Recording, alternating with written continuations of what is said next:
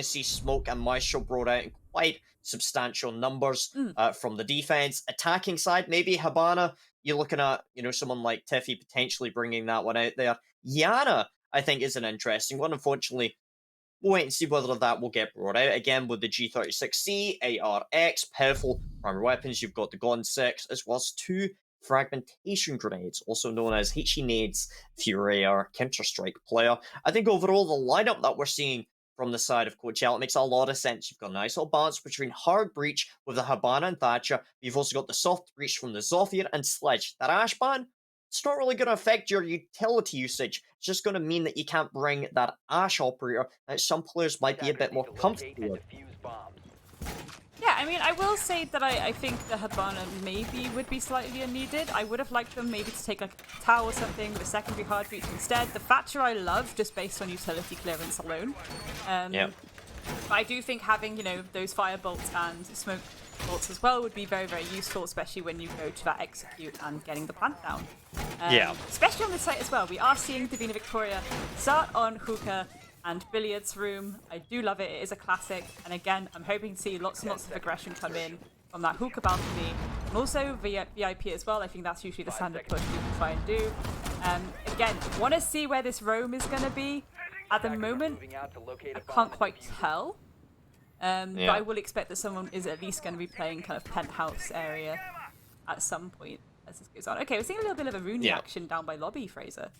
Yeah, I mean, Connie likes to go out on the roam. You have Sarah as well, usually backing her up. We've seen that quite often, quite prevalent on Clubhouse. But, well, Luna, playing over by Sub's entrance, going to be trying to make an impact here. Sarah is going to be holding, waiting for the player to push in. Interested to know whether drones will come out first or if they're going to try and face check it. So they're going to push away, made a little bit of noise, and they're rotating over towards VIP. So it looks like, again, we're not going to see that downstairs clearance coming through. They're not going to be applying pressure into office, and that will allow the Aruni of Connie and Sarah from the Jaeger to play down here. That could pose an issue. Yeah, but again, I understand when teams do this, but I still think it's a little bit of wasted utility, and it really relies on you staying, on the roof for a very, very long time, 9 times out of 10. Yeah. And like really having to rely on someone getting into a line of sight. But, Coachella are going to start this off. Emmy getting the kill onto Tiffy. So, half the round gone. First kill has been taken as well. Isosu is going to follow that up with a beautiful shot onto Eve as well. Yeah, I mean, Ever off the board there, that's the alibi dead. But not only that, you lose Tiffy on that leash, so that means no more goo mines to be tossed out. Luna inside a penthouse. This could be making a nice wee meander over towards Aether. Lady playing on the window is going to do a lot of damage onto Connie, who runs right into the sledge of Luna. Now, 5v2 situation will occur. We're seeing a slow collapse on towards Aqua. Unfortunately, Tina's not in a position to try and deny that just yet. Looking over towards Sarah, I think she will be the main focal point here, stuck inside the bastion that is Hookah. As players are going to be stacked outside of the Hookah balcony. All players pushing in through VIP, and the last one over by Aqua. So Sarah really is going to have to do a lot on her own here. Tina's going to shut down Sosu. That's one off the board. Looking towards the second couple here. Sarah is going to be able to do a little bit of damage. That's a couple of shots down. Doesn't quite connect the killing blow just yet. Tina, top of A's. This is still technically doable, but for now, we're seeing a lot of these individual gunfights occurring here. DV are taking individual fights here because they don't have enough players alive to work cohesively here. Whisper's going in for the plant. It is being covered from inside of Uka. Luna will take down Tina. Leaving it all up to Sarah. Gets the first kill. 2 more to find now. There's the second one there. 2 left. It's going to get shut down by Emmy. Support round coming down from inside Coachella. Yeah, that was really solid. That was a really, really good round by them. Again, I will say that there was very minimal clearing for them to really do. And then, yeah, they even got the plant down, which is a really good way to start this map off, for sure. And again, it is slightly attacker-sided, and I think we really did see that at the part based on how that setup can come into effect a lot of the time and really benefit, the attackers. And I think especially when it comes to, again, this roam game, I didn't quite get a good peek at how that was playing out, but I do think that perhaps having extra people together, again, just for that refrag would be a really, really good idea. Yeah.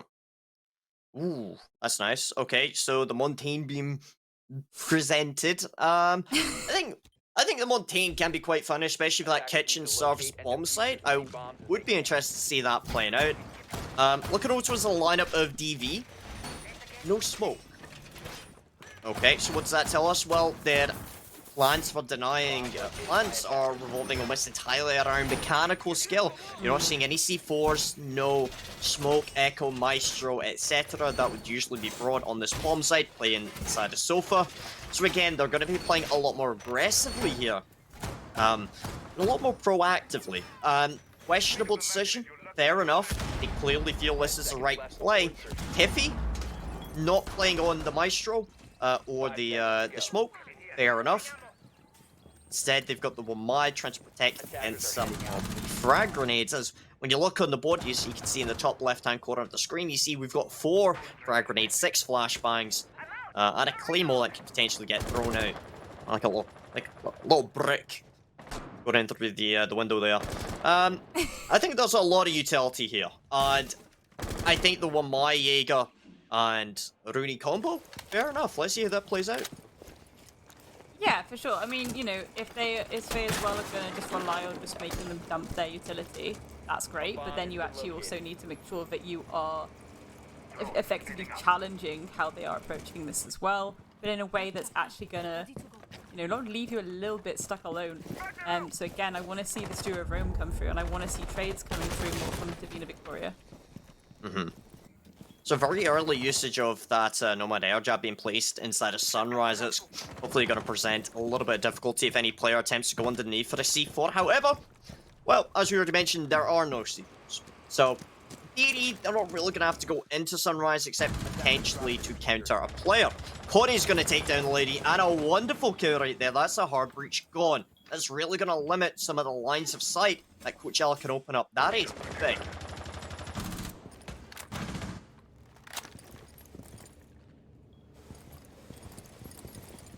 I do like this pressure on this window as well. There's so many times where I'm just like, this is so risky, but I think, you know, Divina Victoria, they're not peeking it right now.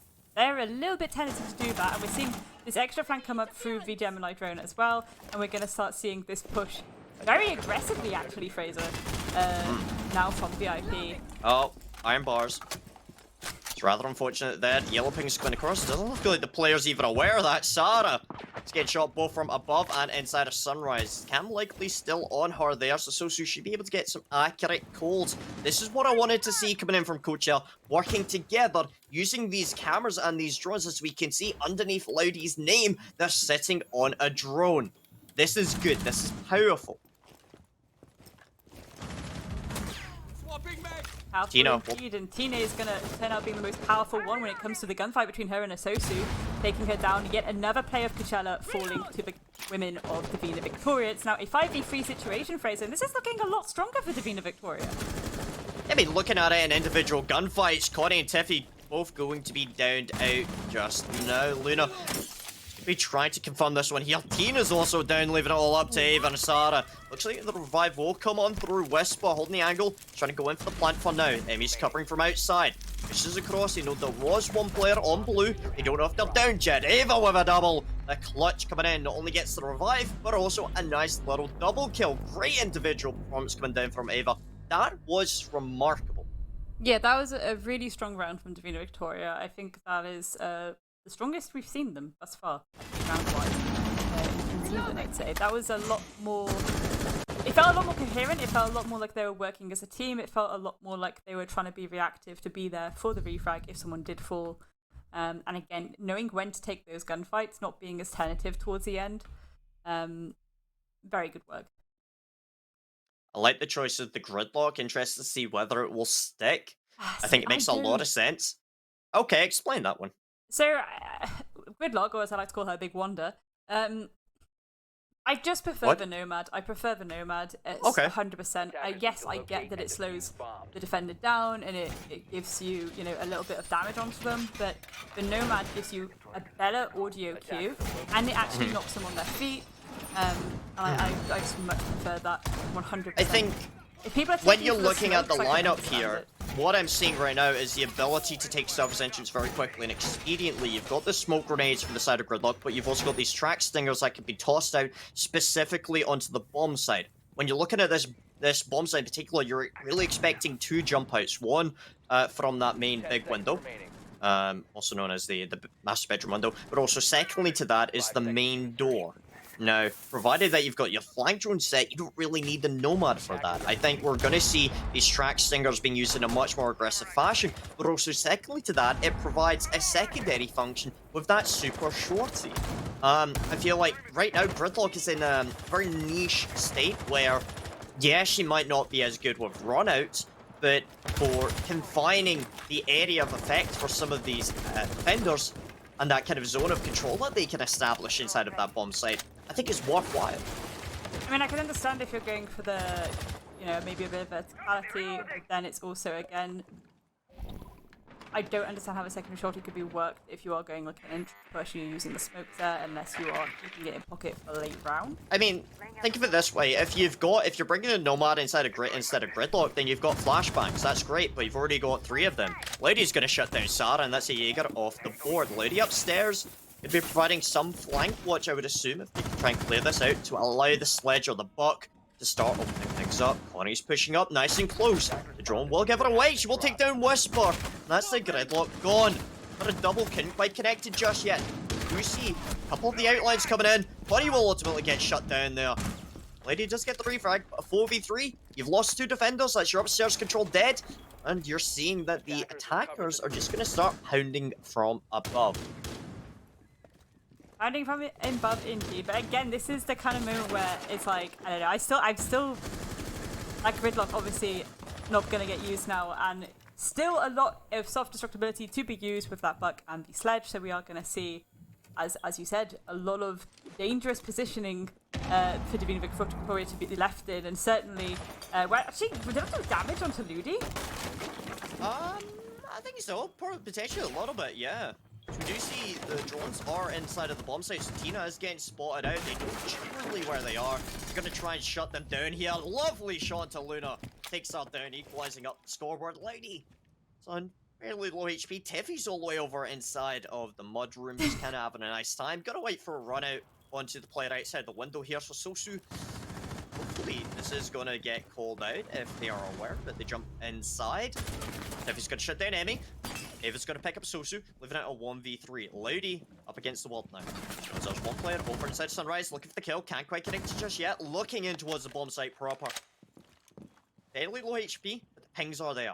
This is good. This is why we've got the flank drones that are all prepared. Tina's going to shut her down. Lady off the board. Good round for DV.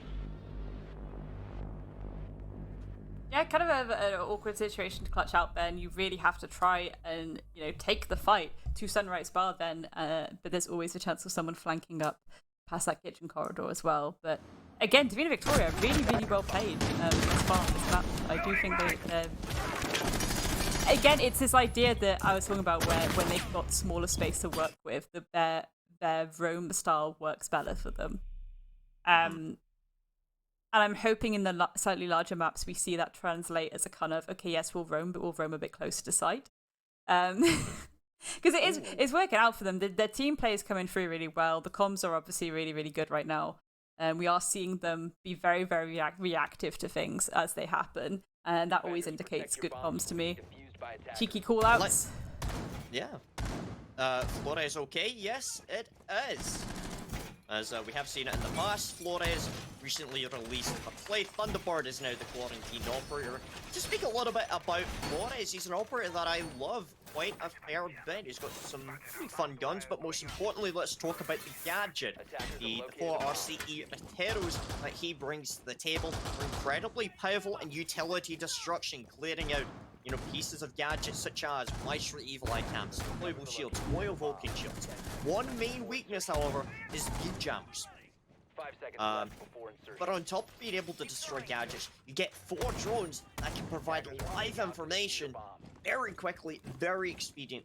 And that's actually something that we have seen previously from a lot of teams, specifically from my experiences earlier this weekend. From the Challenger League qualifiers, you know, at Measure Cast, and that we had Makers playing with the Flores quite a fair bit, as was Matchco Esports. What we're seeing from these tier 2 teams was that they're bringing out these Flores drones in order to provide rapid information in the last kind of like 30 to 35 seconds of the rounds. It's very powerful, and I'd love to see whether these teams are going to use that in the future. Yeah, 100%. I mean, certainly is exciting to see what players bring to the table in terms of creativity, especially with Rainbow Six Siege. I think there's so much you can do with it. It's such a unique game. And again, every single time they bring out operators and it is allowed into competitive map pool, things certainly do get exciting. Thus far, though, I mean, you know, relatively standardish lineup coming through from Coachella on the attack. I will say I do like the use of IQ that they're now bringing out as well. It's going to help them clear a lot of that utility on the side of DV, although realistically looking at it, it's only really going to aid them probably for those mute jammers in the long run. Also kind of look at what that IQ provides, which is an indication of what is on the other side of these walls. It allows that IQ to get a glimpse of what kind of setup they have, what kind of utility they have. Whisper's going to shut down Ava, and that's a good first kill. The C1 off the board, but also the player gone that was potentially holding an angle. Connie over by the main lobby does need to get cleared out if they attempt to go for that A bomb plant. As you do see, that soft wall has fully been opened up in towards Courtyard. Sosu takes a little bit of damage as well. Lady dead. Connie falls to Sosu. That is a good kill. That is crucial here. So we're likely to expect that, well, Whisper should be able to go for the plant here once they kill Tiffy. But no! She's allowed to play in here. What are you doing? And Sosu off the board by Tiffy.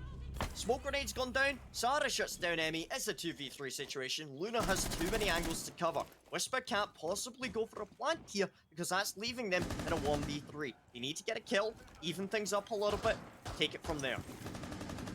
100%. It's an oldie but a goodie. Having that open wall between Blue and Courtyard, it really does take people off guard. They assume site is clear. They'll drone out site and just be like, let's go for it. And then as soon as they do, sneaky Tiffy in the Courtyard, once again, getting a kill. She's going to take down Whisper, but immediately get traded out by Luna. And there's Tina finishing it off. So what we saw right there was just a classic Sunrise Blue hold where you just open up that main blue wall into Courtyard. You play it inside of Courtyard and specifically inside of the main entrance, main lobby area. As we saw with the dot of Connie, but also secondly to that, heavy playing here. You need to clear this out. You need to be proactive with this. They had their flank drones. Some of them were set, some of them weren't. As we saw, Tiffy was able to play in Courtyard where there's no information as to her location. That, to me, bit of a mistake. It's unfortunate. It happens. But let's see what they can do to kind of rectify this moving on. Pickability's being brought out. The Mozzie by Sarah, I really like. Because what we're seeing is a clear indication that there is some issues with the drone work that Coachella are bringing. Let's emphasize that. Let's make that even more of a problem and capitalize on this by bringing out the Mozzie, kind of force more of a disjointed sphere of information inside of Coachella. I am curious to see where these pests are going to be placed, especially in unison with those mute jammers as well. And again, okay, so I say this a lot, but I really do love it when teams bring a cheeky alibi to the table as well. I really do think it's an underrated operator, especially for comp, especially if you're against a team that are going to be trying to flick heads rapidly. As we've said before, Coachella have a very good, strong base for their mechanical skill. So of course it would be beneficial to utilize that kind of utility against them because they are going to easily try and shoot the heads of those clones and you'll get a nice little intel ping going off in the corner there. Just looking at Luna bringing out Flores, fair enough. Let's see how they are going to be able to use this. I would expect that this was like an individual idea or like an idea that they've had over, you know, the past couple of games that they've said, hey, let's see what we can do with the Flores. Let's see how that can impact rounds. I like that, Luna. Very nice choice. As looks like we are going to be seeing a couple of players stacking up outside of Hickey Bailey's stream. Is kind of turning into a PowerPoint presentation, so apologies about that. We are aware times there may be some issues. Luna using the RCA Rotero to clear out some of the utility here. Barbed wire, some of the thingamajiggies being placed out there. The hatch has been opened up, which is quite good as well. Lady's going to shut down Sarah. Lovely shot coming in from Ava to refrag. However, playing inside of here, very powerful position inside of Hookah. This can't technically get shot from outside unless it was through the window. Oh. I wonder if that's actually going to bait them. So there's still a player downstairs. Yeah, again, like, I think that was the right call to make the utility then, and I love this extra Flores drone coming in now. I love the fact that they went for that nice coordinate attack with the drone, and then also having someone underneath to try and go for the kill there. We're going to see Connie take down Emmy, and Luna's going to trade that out with Eve. A flurry of kills coming through as Tina's going to take down Luna. Isosu's going to immediately trade that back onto Connie. It's now a 2v2 situation, Fraser. Yeah, I mean, looking at it right now, Whisper still outside, has the carrier, has a gun, but so far not able to find the players. Is Tina push up towards Vaisford now? Love a little penta charm on that gun. Nice little bit of recognition of their history. Love to see it. As Tina, she's going to be trying to clear out some of these track stingers. Giving away their position by taking these shots here. Sosu, ooh, this could be spicy. Inside a balcony for now, has opportunities to push their way in. 45 seconds, it's plenty of time to make a decision. How do you want to execute this? How do you want to make a move? Tina's going to take a lot of damage by exposing herself there. Tiffy, oh, look at this. The one ping coming down. The information is there. She knows where this player is. Sosu's just going to push in. We'll shut down Tina. Looking for the last player, Tiffy. A little bit slow. Out in the prowl, Whisper's pushing in. The player, Sosu, is watching. Look at this. Tina cross, taking their time, trying to figure out where they are. It's going to take a lot of damage from that Sophia. Plant has been achieved. Going to try and rotate across. The cover's there. Sosu, superb reaction to that attack.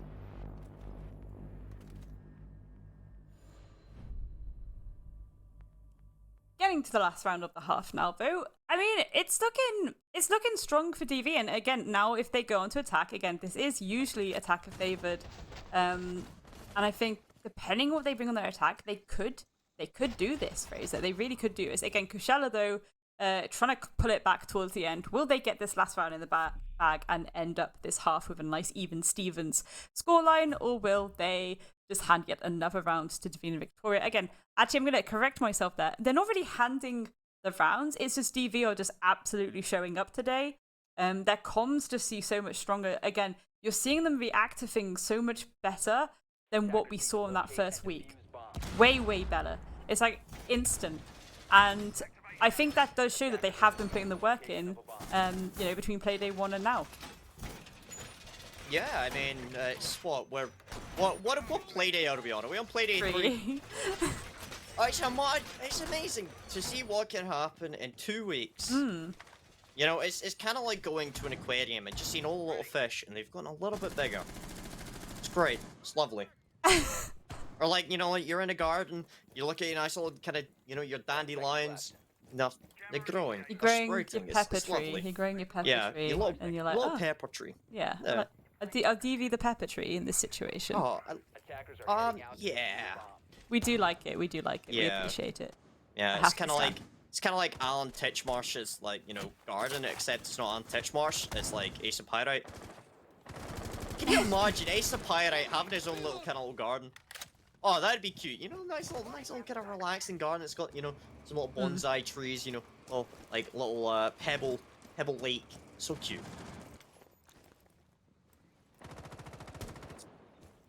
Combing the sand. Anyway, moving reminds swiftly me on. of, have you ever watched Spaceballs? Yes. Oh, you know that scene where we're combing the sand, sir. Yeah. I haven't seen that film in ages. Gonna have to watch it later. Oh, I love that. But yeah, I mean, right now what we're seeing is kitchen servers and bomb site attack. Got a couple of players stacked outside of service entrance. While my mag is going to catch out some of the frag grenades. Frost able to do a little bit of damage out onto Luna. Still one frag grenade in the pocket. 25 swings of the caber. And yeah, a lot of utility being burnt out here. And it's interesting. I'd like to see someone push through lobby and kind of take advantage to some of these utility placements that are around that bomb and what is effectively set up to protect service entrance, because I think there's a little bit of, well, I was going to say a little bit of flaw in the plan if they did come through lobby, but Eve is actually going to shut down the attempt of Luna trying to do anything like that. Isosu looking for the refrag, but she can't find the head of anyone. Connie is going to immediately walk into the claymore of Isosu as well, which that just took me by surprise so badly. Let me give a bit of advice. If you see some red lasers, don't walk into it. If you don't see the red lasers, you're fucked. It's Claymores, 101. Aver's got to get a nice little triple kill going down for now. Sosu and Whisper still alive and kicking, looking over towards this main kitchen area. Sosu will fire a couple of shots down range, however won't connect onto anybody. Whisper outside of the service entrance. Sosu has got opportunities to try and play this one out here. Will get the lovely shot onto Tina. And that is going to allow them to potentially start looking towards that infill onto the bomb site. Tiffy with some melee holes, because reminder, you cannot use bullet holes anymore, thank God. They were removed. Sosu has got to get taken down from Ava. 1v3 now. Quad kill potential ace here. But again, as a caster, you're bound to say that because that just happens. Ava is going to get shut down by Whisper. Now 2 players left. Sarah, Tiffy. Man's going down. He's going to potentially stick this, but no, just kidding, bro. It's going to be a bait. Looking for the kill, can't quite connect it. The default cam giving away our position. Going to see the slow collapse and constriction onto the bomb site. Lovely shot to Sarah. The plan's going down yet again. Tiffy needs to get a shuffle on. As Whisper is going to get shut down by Tiffy. Yeah, not a lot Whisper could do in that situation. Really just had to stick it. That's literally all you can do. And Tiffy waltzing back into the site to clean it up and win yet another round.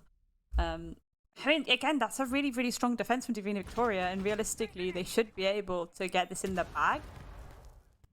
I don't think there's anything too bold about me saying that, to be honest. And if they do kind of fall apart on attack now, especially when it's a little bit attack-sided, I'm going to be a little bit sad by that. But again, Coachella, perhaps they'll play a super... I reckon what they could do here is play a super aggressive defense. I'm talking Spawn Peak City, and I know a lot of people don't like to do that, and they like to play it a bit safer. But sometimes, especially opening round for your defense, just go for it. I want to see it happen, Fraser. I kind of want to ask these players if they will do a Nomad knife fight in the second map. I don't think they will. Oddly Oh enough. yeah, of course not. Like, I mean, it's a competitive match, but I still want it. Fucking great. I'm sitting here. I'm here for chaos. On to, well, basically just see what they're doing.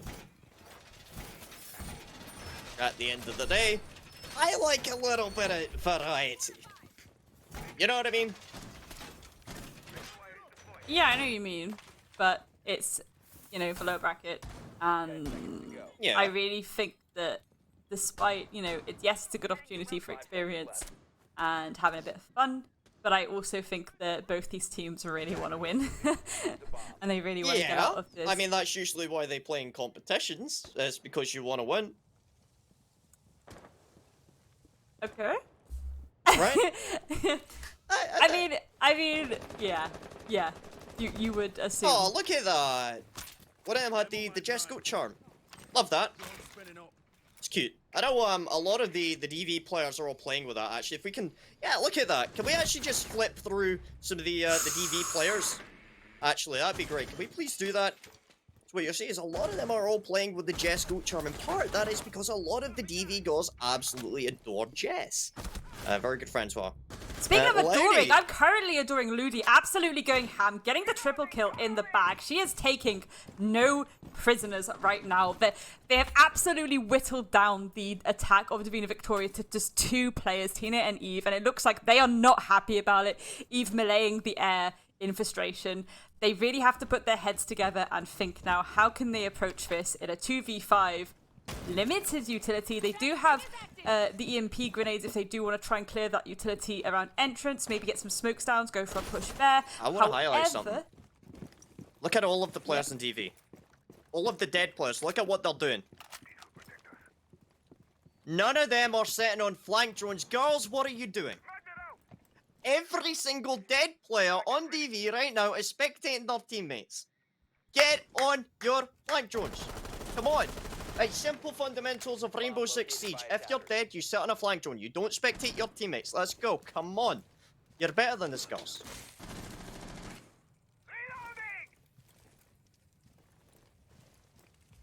Am I wrong? No. Yeah, it would be a little bit ideal to get a little bit of intel, see where you know everyone is. It depends really where those drones are though, and again if there's any useful ones, to be honest. Yeah, I mean, as we can see right now, they've still got 2 left in the pocket, and then presumably the other 3 are all placed out in some not the best positions. Tina currently now got to be sitting on that drone. That's nice to see. Ava, opportunities? I say that, she doesn't right now. It's 30 seconds left. 4 players left to find. He is going to rotate over towards service entrance for now. Still has the diffuser here. So looking over towards potential kill in bathroom. Couldn't quite connect it. So far, I think what we really need to highlight from this round has been Lowdy. Going 6 and 6 so far. And you know, a phenomenal round going down. Specifically from her on the Jaeger has been incredible. Yeah, like that was a really solid round. And again, just absolutely cleaning up, getting that lunch. It's what we like to see. It's what I like to see, especially on Coastline. As I do say, it is just a frag fest 9 times out of 10.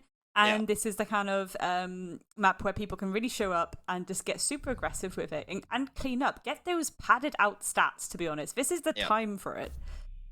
So I've just had an additional message coming in from our wonderful Desk Coast McCready saying that he's heard it's a bug that sometimes that won't be 100% accurate, which I really hope is the case because flank drones are powerful. I'm really hoping that was the case there. Otherwise, I would have been a bit disappointed. I mean, looking at this right now, 3-4 scoreline for DV. I don't think there's really too much we can talk about here. Going back on towards the side of Coachella, something I'm actually going to highlight here is the fact that they brought Sledge almost every single round that they played, right? And in 3 of the attacks for the bottom floor, they didn't really use it all that much, which I think is a bit of a shame. So I'm kind of hoping that we might see a little bit more implementation of the Sledge coming in. If we see it from DV, that would be nice. Again, utility play is huge. And I'm really hoping that we're going to see DV kind of smash that a little bit more. Yeah, I'll say one thing that I'm finding interesting is the use of Dokkaebi here. Obviously, yes, I'm assuming that's more to then hack the cams, but I was thinking that is actually quite a nice idea. You often see people, well, traditionally very old school, very old school, bringing a lion to this map and having that you know, extra utility just to really start to put pressure on these balcony positionings. And that's kind of what we're seeing Connie doing. She's going to send out a drone and start to try and hunt out members of Coachella, see where they are. But I do reckon she's going to utilize that for when they actually start pushing into Aquarium and Hooker as well. Yeah, I remember Kenny used to play with Dokkaebi quite often on this map. As, well, I mean, it's one of those, you don't really need hard breach for this map, so you might as well bring something else for your support players. And Connie on the Dokkaebi, fair enough, it works. C4 does get tossed out from Sosu, doesn't quite do any damage there. Getting some flank drones set out, that is good. Lady takes a bit of damage from somewhere, quite sure where. Whisper, I think, is in a pivotal position here, playing behind the sofa, is able to clear out our amount of utility here. Sarah out in the big window, should in theory be able to cut off the rotates between some of these players. We do have some pressure being applied in towards Aqua and main hallway here. This could be Lady.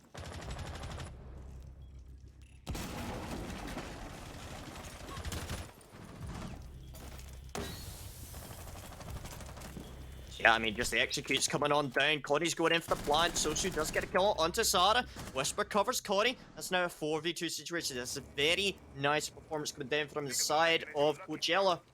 As right now, these players, they're starting to pull it back.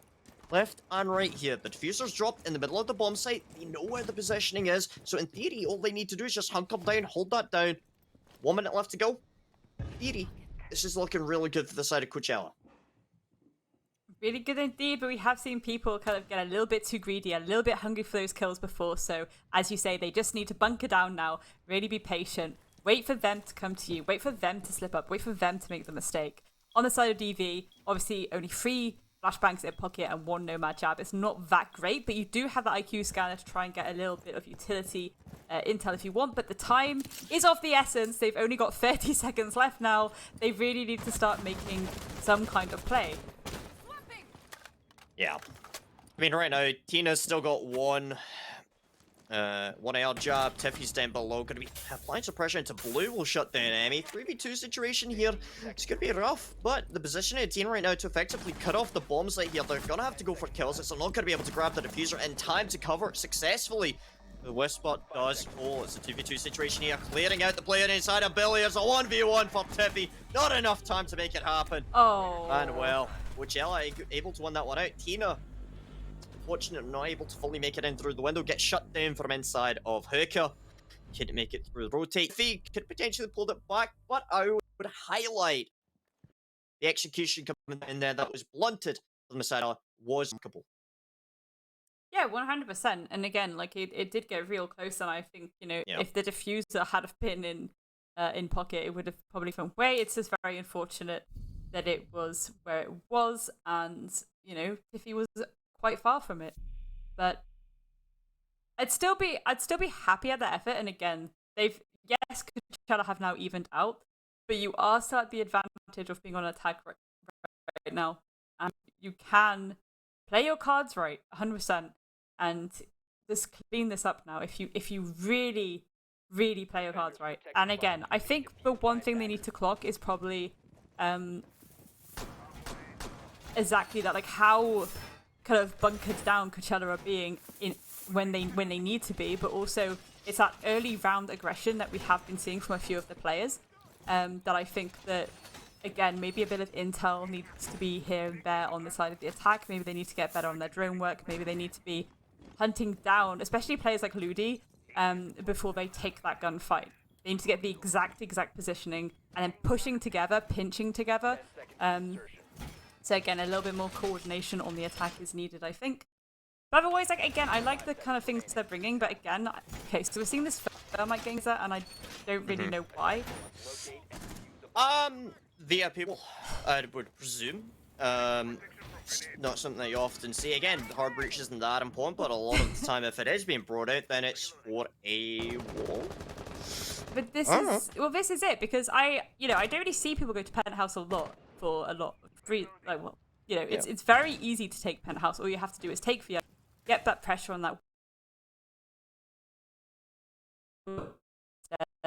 But 9 times out of 10, it is the easiest site to take on Penthouse. So just want to clarify, is anyone else having some issues with the clean feed? Okay, so yeah, we are just having some clean feed issues here. Potentially the Observer would sort that out. We see the IQ being played underneath to clear out some stuff. That is nice. Tiffy playing on that one. Whisper, the drones here are on the cams. I like that. Bringing in a lot of information here to the side of Coachella. I'd like to see that potentially expand out here. Able to figure out where some of these players are going to be attacking from. They're going to try and clear out at the Penthouse theatre bomb site. And again, I think this is if DV don't win this round, I will be very, very surprised. I think they should know how to get this in the bag. And speaking of getting in the bag, Tiffy is going to start this off with a beautiful kill onto Luna. Going to claim or actually the bathroom into lobby. Again, assuming that's for any kind of flank they may come late game. But again, I think they're a little bit shook by how Ludi has been playing. But Ludi is playing a bit more passively this round. oh, this it's like, you know, it's like a 25 FPS PowerPoint presentation. I feel like I'm in high school all over again, watching this one being played out. I mean, it's going to be able to figure out what they're going to be doing here. I imagine they're going to be applying some pressure through the hatch using...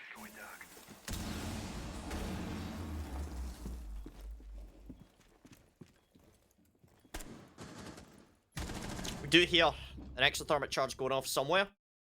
Yep, there it goes. Loudy's going to shut down Sarah. That VIP wall has been opened up by Thermite. Couple of kills going back and forth. Whisper shuts down Ava. Lovely shot from Connie. That does clear out the bomb site a little bit more. As the Lamai playing on this main hatch. It needs to be dealt with at some point as Tiffy's been downed. Whisper with the impact grenade to get tossed out. Doesn't really do a lot of damage onto Connie, and she will get the kill as carrier as well, so she does need to be careful. So Stu, she's off with the bomb site. The plant could go down from Connie, but the problem being it's a 2v1. Connie's going for the plant. Tina's gonna have to cover this one out. Tiffy, giving her life to figure out the position here. Nah, that was actually pretty smart right there. She let her life go in order to provide the information. That now means the plant's gone down. We're likely to see the players push back into his VIP. Connie falls, leaving it all up to Tina. 2 EMP grenades in the pocket, but the fact of the matter is, it's going to come down to the gunplay. See the red pinks coming across, you expect that they're going to have a cam on the diffuser, and Tina is going to shut her down. Superb execution, good push coming down. A little bit of a slip up towards the end, but ultimately they pull it through. Yeah, really, really solid. Got a bit spooked toward the end though. Would have maybe... Actually no. You know what? They played What? that fine. I'm not going to say it. They played that fine. Go for it. No. They played it fine. I was just being pedantic. But one thing I will say is, I don't even know what pedantic means. Huh? I don't even know what pedantic means. That's okay. I will tell you later. And Yes, please do. I feel that yes, it was really good to use their body as a kind of distraction. Look at me, you can kill me now. But I'm just wondering if they had have been, instead of going for the kill and then trying to get into Penthouse to prevent that platform going down, how that round ended differently. Yeah. But I guess that's always the case sometimes with Siege. Again, like 9 times out of 10, if someone's, it's very difficult to shot call in the zone. But I do think the main focus should always be objective, preventing that plant from going down. I think what I saw right there from Tiffy and her perspective there, she was already down in the nicest way possible. Every single player should be considered expendable after a certain point, right? You know, once they perform their job, they, in all, my perspective, they can die. They can, they've done their job. They are expendable.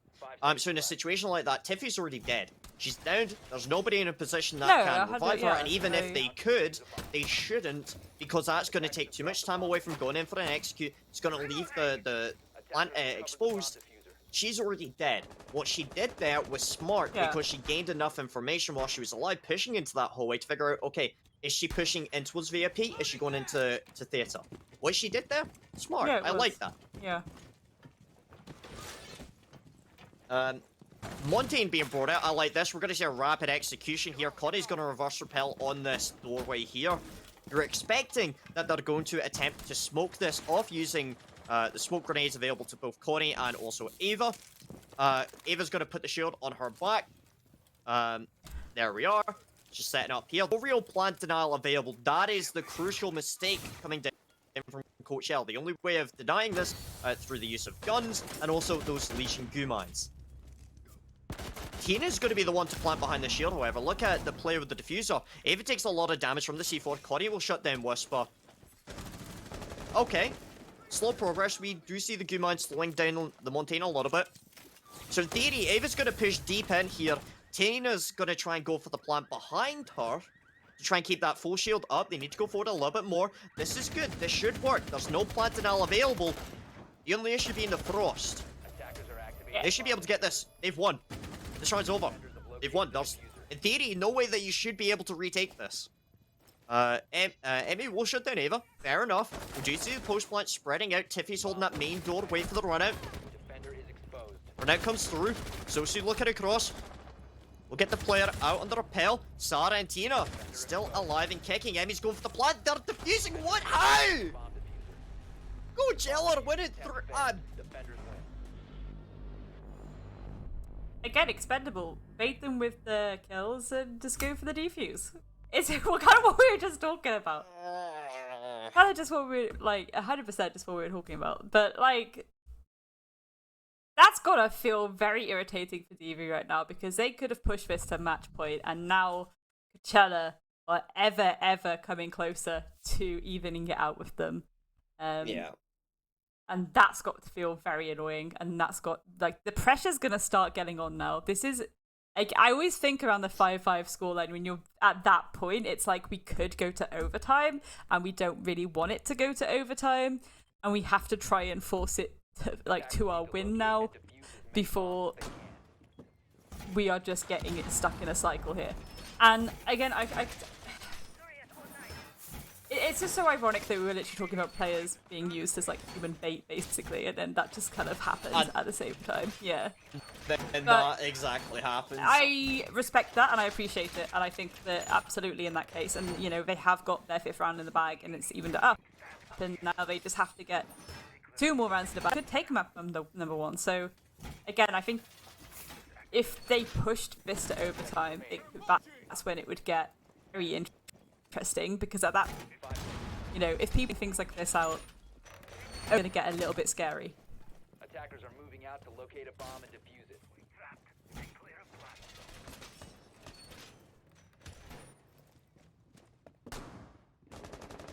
Yeah.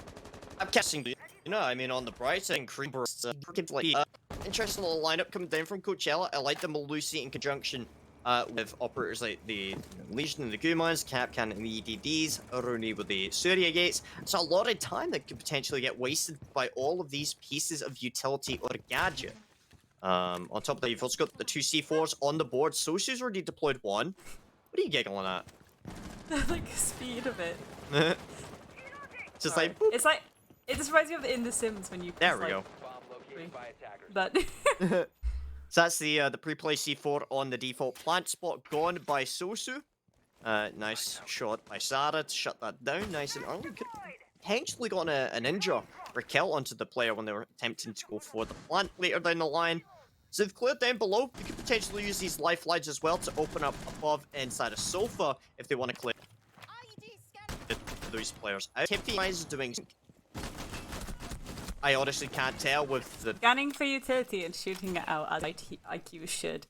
And yes. again, it's not just about shooting out that utility. You can notice other things as well and feed that intel back to your team. Also, Isosu's going to fight back though with a few warning shots through the verticality of those soft floors. Yeah. Tiffy's actually downed by that as well, which I didn't actually clock then, but that's really good work by Sosu. And again, rotating to Cool Vibe stairs to make sure that she's being an extra special menace today. This feels what it's like up in the morning without coffee. Do you know what? Like, I don't know if say, you're also getting this. I just want to say, Playday 1, I was so impressed with Isosu, and again, she is just blowing my mind. Yet again, like, she is such a strong player. She's willing. Please blow my mind right now. Never mind. Carry on. Isosu, yeah, I just think she's a really good player, and I think that she's really surprised me, and I think she's definitely one that I'm gonna add to my like one to watch list at this point, because she's just showed up consistently the last 2 play days that they've played. I mean, it's 2v1 situation now.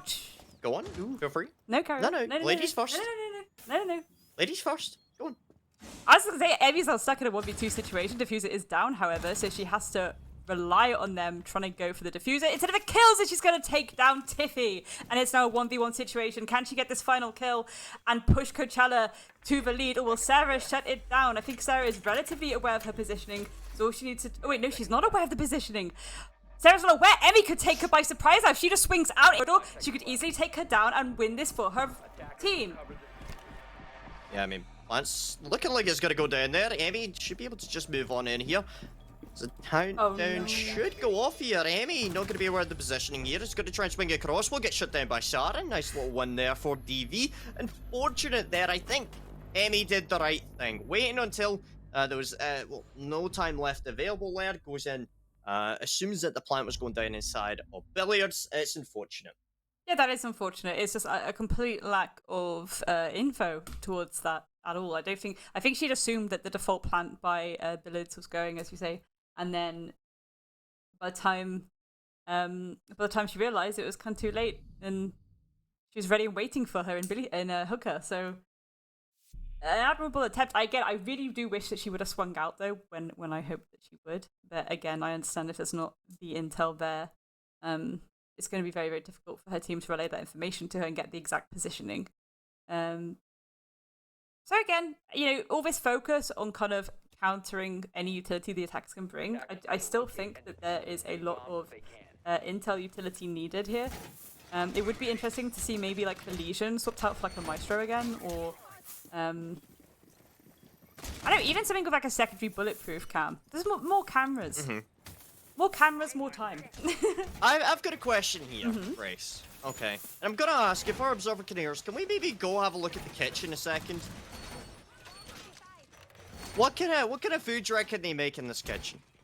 I don't know if our observer Exclusively only lasagna. Lasagna? You had lasagna, didn't you? Fun? Alright, here we go. What do you think they cook in here? Because I'm thinking like Just lasagna. Just nothing what else. about like pizza? What are they called? Like party rings? No, absolutely not. Little... Have you seen? No? Have you Lasagna? seen? Have you seen some of the stuff that's going on upstairs? It's just lasagna, mate. It's just lasagna. Mate, It's just lasagna. They're doing all I'm nothing gonna else. say, don't do cocaine with your own credit card. Because that's what they're doing upstairs in the floor, and I'm being serious. There's literally on some of the counters and stuff. I've seen it. It's weird. I guess we're gonna see Connie come in with this Ayana drone again, getting that extra intel, knowing it's relatively clear, but she hasn't spotted out as specifically Ludi here on the bandit. Again, she's been such a menace this map. She's just turning up when DV least expected, but this time Tiffy is, and she's gonna shut down this rain of potential terror that we could see. And, again, on the IQ, very, very useful to try and get that utility out from verticality positions. And I would really like to see Tiffy use this more just to give her teammates the heads up of what kind of utilities upstairs, but instead she is going to drone and look for the players of Coachella instead. Which is still a fair shout, still a fair shout. We are in clean feed issues, ladies and gentlemen. I do apologise for the slight issue when it comes to the gameplay this evening. We'll try and get this fixed as soon as we possibly can.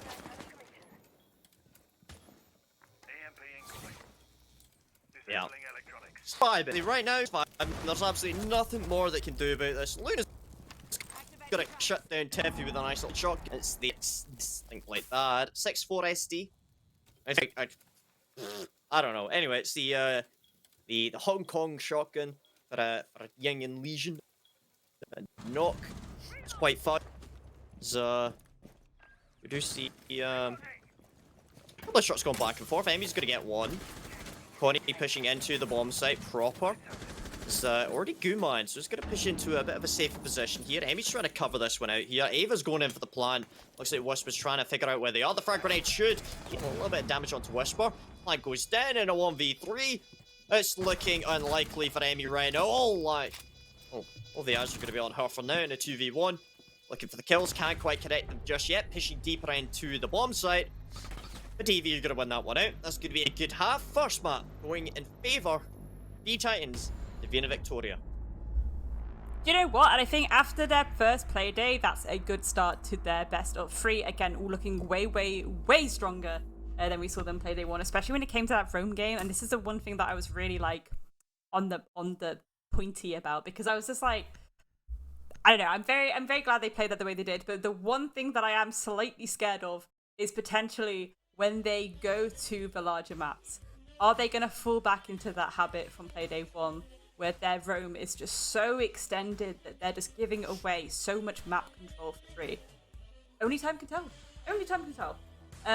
Again, from the side of Coachella, though, I think that was really solid from them as well. Really, really enjoyed it. As I say, there's some players on that team that I really do think are a pleasure to behold. And I really love the aggression we were seeing from them, especially on those defensive rounds. And again, that's a very close score to finish on. So map 2 is going to get even spicier, Fraser. Yeah, man, I'm really going to be looking over towards players like Connie and Sarah going out in that door room, as we saw to a limited extent on Coastline. I think that, as we've seen on Coastline, the way that these teams are playing with the operators that are available, Gridlock, Nomad, Claymores being brought out, and ideally flank drones, the flanks aren't really going to pose as much of an issue on this map of Coastline as you would say on, say, for example, Villa. So I'm interested to see what map is next. Off the top of my head, I can't remember. So I'm just going to have a look. Consulate. We are going so, to Consulate. Nomad, please bring her. Valk, please ban her. Coachella continue that Valk ban, as we've seen on Consulate or on Coastline. Valk is incredibly powerful. You can throw out these cameras, they go flying out, land on a little palm tree. They provide a lot of information that your team can act upon, as well with the Nomad. Is going to be an absolutely necessary pick, depending on whether or not players are going to jump out of windows. I'll be entirely honest, I think the only player on the side of DV that is going to be crazy enough to jump out of windows is going to be Tiffy. She usually she goes out for that kind of stuff. It's mad. It's maddening. But anyway, looking at the side of Coachella, I'm interested about this because I have not seen them play on Coastline or Consulate yet. So I'm interested to see how they're going to play there, and I'm hoping that they are going to impress us on that. Yeah, 100%. And, you know, Consulate is one of those maps where it can catch a lot of teams off guard, because I think for some reason, like, I've never really understood fully why, because at its core, that is, again, very simplistic ways that you can attack and defend it. But a lot of teams, they just tend to put it on the back burner a little bit and just not spend as much time on it. So, again, I'm really curious to see how this is going to go down for both teams. And again, you know, Victoria want to see their room come through really strongly. And again, Coachella expecting that aggression to come through. And really, it's going to... both of these factors are really going to indicate to me who the winner may be from probably about the third round onwards. Yeah. So, I think we are going to go for a break in a minute, but I do have one question that I'm going to ask for everyone that is watching right now, and I'm going to see if we can do a poll about this, okay? What is your favorite food? Lasagna or spaghetti? We're going to do a poll about that. We will be back with our second map of Consulate coming in relatively soon. Please don't go anywhere. We'll be back. Alright, let's do it.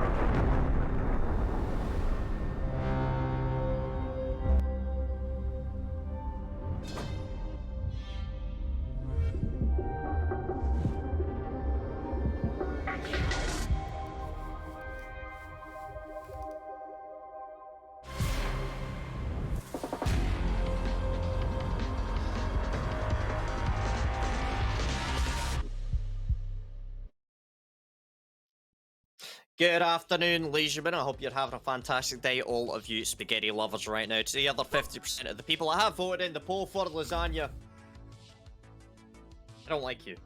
Alright, I'm kidding. I hope everyone's having a wonderful day so far. My name is Trace. I'm joined as always by the incredible Grace. Grace, I'm gonna pass over to you. What is it about lasagna, and why are you having such a blast casting CCSW right now? What is it about lasagna? It's got many. Yeah, what is it's it? got many layers. That's what people like about it. It's a substantial meal. You've got your protein, you've got your fat, you've got your carbs. Gains in, gains in. I mean, you know, that was a phenomenal first map from both teams. I really do think that was really strong from both of them. But again, as I previously said, I am very excited to see how that is going to translate to a ordinary sized map, especially given, you know, Divina Victoria, their home game was a lot stronger than it was Playday 1. Their comms seemed way stronger than it was on Playday 1 as well, based on how quickly they were reacting to every single thing that happened. But I am curious to see now that we're not going on that tiny Hell in a Cell map of Coastline, how that is going to go down on Consulate. Yeah, you know, actually, earlier on today, I told my wife I was making a bicycle out of spaghetti. She didn't believe me until I wrote pasta. Okay, Fraser, okay. Pasta la vista. Oh, you got that from production, I did. Alright, what do you call a fake noodle? And then pasta. We're gonna kick things off with the operator bans. Coach ELA are gonna be going first here with the Thatcher ban. something that we didn't see in the coastline map, primarily due to the non-reliance of hard breach on that map. Thatcher very powerful on this one, so not too much of a surprise. Nomad, I think, will be the next one I'm going to keep my eye on. Either something like Habana, Ace, maybe if you want to bring out some hard breach, potentially the Nomad. I think there's more opportunities here on this choice compared to others. But again, I'm going to stick with the Ash ban. I haven't had the opportunity to ask DV why they have decided to go for Ash. However, I'm interested to know if anyone watching right now has their own opinions about that. Grace? I mean, again, I just think it feels like they're trying to go in for a bit of a, we're going to get that destructible utility out the way, and that very, very strong and dominant entry out the way too. And there's a Valk ban, which again, Intel off the board, always a clever idea. They do like that Ash ban though. It is, again though, I completely understand why. It does mix things up a little bit, and it kind of forces, you know, whoever they're up against to kind of have to change up those two entry roles and what they want to bring to the table with it. But yeah, I like it, to be honest. And there's that classic mirror ban. I think, you know, most banned operator on defense, no one is surprised by that at all. Yeah, I think the Valk is really the interesting one there for me. Not a massive surprise. It's a pretty common trend on Consulate, but I do think it's rather interesting to see how the dynamic shifts. And, you know, I was on a flight the other day, and I asked the flight attendant what was in the spaghetti sauce. And she said, don't worry, it's plain pasta. I just, like, I don't know. I'm not even, like... Plain pasta. It's just not... It's like... it's not funny in even, like, a bad way. Like, it's just, like, what, you know? Like... I thought it was great. Plain pasta. Anyway. That joke's coming out in full force tonight, Fraser. Alright. Okay. So lobby press going to be brought out first. Interesting. Not often seen as the primary bomb site for a lot of teams. So generally when this is being brought out, well, you know that a team has some significant plans for how they want to play this. I would be expecting upstairs hall to be brought out from the side of Coach ELA, usually up inside of meeting room connector. You'd use the shotgun from upper, such as smoke, mute, maybe the castle, to open up the floor. Alternatively, you can just do it with Emmy, using that wee bionic arm. Open up the floor, open up some verticalities, lines of sight, so you can deny the plant from above, as well as also playing inside a bathroom as your main bastion, holding on towards that bomb site. 5 seconds left before insertion. Yeah, and again, it's interesting because you usually do see the castle upstairs. This is like a very common like strat for this hold. But with people adding a Rooney into the mix, it just makes it so much sweatier because again, it's forcing people to be slower towards that execute, but also use more and more utility. And again, I love the fact that they brought a Capital on attack as well, especially for this map. I wanted it on the first map, but absolutely a must on this one. And I do like the Divina Victoria have brought that. Obviously, those firebolts are going to be really useful for drawing people out of very tricky choke points, and the smoke's going to help for when they go for the plant as well. Yeah, I'm pretty stoked about this already, Fraser. Yeah, I mean, a lot of opportunities on this defensive setup here. I mean, you're already seeing the viability here playing up on this top floor. You do see the drones coming in. Emmy attempting to shoot it. We'll get it destroyed. So the main purpose right now, just deny any pressure coming in either through printer or through the small office. You've got Sosu playing inside a meeting. Flashbangs pouring on in, and the collapse comes across. Sarah shuts her down. Looking over towards the second player inside a meeting right now. It is going to be, I believe, the castle. Sarah's going to shut down Lady. Very nice. Good shot coming down. So, do you see a couple of players stacked up here? Whisper. More damage to herself than to Tiffy there. Sosu, on her lone slip right now, is feeling the pressure. She's got the rotate, the window, and also the big castle barricade door right next to her. TLDR, not the best time. Tina's gonna shut her down. That's that top floor clearance dealt with very quickly and efficiently. Swaggy inside the connector. It's gonna get droned out by the Gemini replicator, pushes back deeper into console. She does a potential rotate in through that main hatch. She will take down Ava first. And, you know, first one of Davina Victoria to fall, but the plant is also going down, and Swaggy all the way in console office. It's a long, long way from where that diffuser is going down. Can Whisper do anything about it? Nope, they are going to try and spray and pray, but it doesn't quite land on anyone, so diffuser is going down. A bit of a tricky situation for Tina to be in right now, though. Yeah, I mean, we do see Swaggy push up very aggressive there. Oh. Does get the kill confirmed. Sarah dead. 3v2 now. Whisper's going to rotate in towards Spiral, looking for that entry. You see the pings coming across. She knows the position, knows the location, looks for the kill, just waits for it, waiting for Swaggy to push at the same time. Look at this. They're going in. Oh. Does get the cross. However, Connie shuts down Swaggy from up above. Was going to see the return trade onto the player down below. Didn't quite happen like that. And Connie gets the kill from upstairs. Very nice. Yeah, that was bloody clean. That was really, really good. Absolutely. Just what a round to start with. That was just from, again, getting the plant down, absolutely just sliding through the defense that was brought to you, dealing so well with the utility that they came across as well. Again, we saw Rooney's and Castle stacked. We saw so much utility invested upstairs, and they just cleared it out like it was nothing. They gobbled it up like it was pick and mix at a Saturday market. Really, really strong round there by Davina Victoria. And again, though, on the side of Coachella, some really nice aggression on the retake, just close but no cigar kind of situation, just from the amount of people versus you. It's a very difficult situation to clutch out, especially with what appeared to be limited intel around the site at the time. So, an admirable effort to retake, but yeah, close but no cigar. You know, it has been years since I've had a good pick and mix. Maybe that's just like a really British thing, and I'm interested to know if that's like a European thing as well, if anyone can let us know about that. They're absolutely amazing. You know what? Speaking of amazing, let's highlight these two teams right now, Davina Victoria and Coach Ella. I think Coach Ella, from what I've seen of them, they actually pretty impressed me during the first playday that we had seen them. So I'm looking over towards this one, as I think, again, I'd like to see them bringing back this bomb site in their favour here. So we're going up to console and meeting. Fair enough, you've got a nice little kind of karaoke room inside a meeting there. You've got some of the little lights, nice and shiny and fancy. I think a player that I really want to see more from at the minute would definitely be Whisper. She really kind of stepped up for me in that last match of Coastline. So I'm interested to see what she's going to be doing here on this map. Yeah, absolutely. I mean, the thing I do want to point out as well is, like, this is Davina Victoria's map pick. So I think they've really worked hard on this. And you can tell so far, by the way, again, we're only one round in, so only time can tell, but that was just such a strong opener that, blimey O'Reilly, Fraser, like, this is going to be a good one for them, I reckon.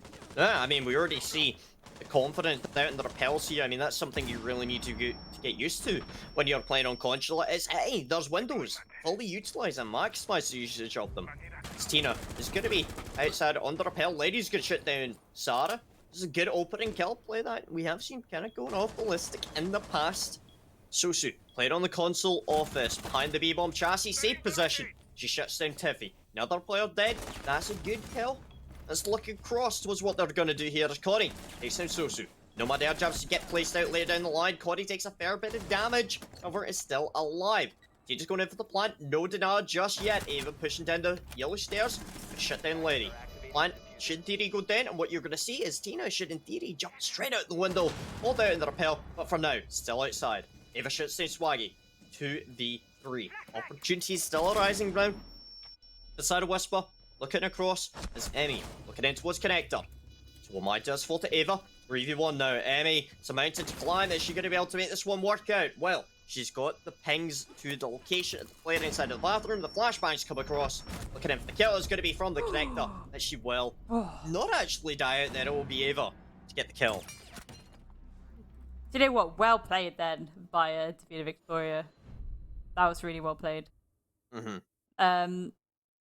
Yeah, very difficult situation to be in when you're stuck in that connector spot, and then, you know, they know where you are, and yeah, ultimately very little you can do. You are distracted by the player in bathroom. That's where you're getting the pings, of course, but do not forget about that player in console office, which is exactly what we just saw happen. They just forgot about the player, and that aggressive push up, like, It's bullshit, but I respect it. They had the like man count to actually do that.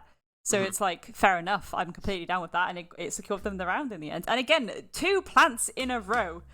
Divina Victoria are absolutely on fire right now. Yeah, I mean, they're, I'm trying to think of a good guarding joke that I can make, but... Nah, it's just... I'm gonna Google one. Well, you said they were peppers, and yeah, you know I can't dig anything up here, honestly. That's a wonderful desk coach just made. You know what I will actually highlight, by the way? So this is something that I have seen. I didn't see it mentioned in production chat. Swaggy is now playing instead of Luna, for some reason. I'm not entirely sure why, but I'm sure there's a reason there. Gardening puns. Don't start the beetroot. Why You're are we good doing seed for the gardening day. puns? Sorry, where has this come? Am I missing something? Like I need. Yeah, I you know, need you're planting. You know, they're getting a lot of plants down. Planting, Oh, gardens. okay. I see it now. Yeah. Yeah. You really got a seed between the lines. Alright, let's bury the hatchet here and just focus on this absolutely ravishing performance coming down. Alright? So don't moss around here. We're focused entirely on this, although maybe that joke was a bit more. I don't know why these puns are like making my stomach hurt, but like Why? Thanks, I Grace. don't know. It's like making my stomach like, ooh, I don't like. Yeah. Yeah. Well, one more time. No? Okay. I mean, no, I get it, Herb. Okay, I see. Yeah, sorry, Yeah. I was just thinking, like, hang on, is this another pun? Yes, it was. Yes. Isosu getting very aggressive against his console window. That's a little bit risky biscuits, as I like to say. Again, would rather her take more of a safe positioning. If she can snag a kill out of this bravery, then I'll be very, very impressed indeed, but only time will tell. Again, we're seeing a relatively standard approach to this, for this site anyway. Would like to see... here we go. Yeah, the droning coming in up those stairs, and we're going to start seeing them take it from there, and it's going to be phenomenal. They've only got the Aruni gate really holding, yellow stairs, so that's going to be really, really interesting. Sarah, as I say, just waltzing up it, uncontested, completely uncontested, no utility there but that Aruni gate, no player there, but there is Ludi on the flank, however, on this Mozzie, so this could cause a significant upset if Sarah isn't ready and waiting for it, but I think she is. Hacks her up a little bit, gets a little bit of a spray back, but no damage has been done to her just yet. That's going to get very, very naughty, Fraser. Yeah, Tiffy takes down Sosu, Ava on to Whisper. The 5v3 team is going in for the plant yet again. Connie going ham! Hello there! She runs in with a bayonet charge like it's an extra from Braveheart. And Sarah shuts Lady down. Lawless round coming down there. Holy shit!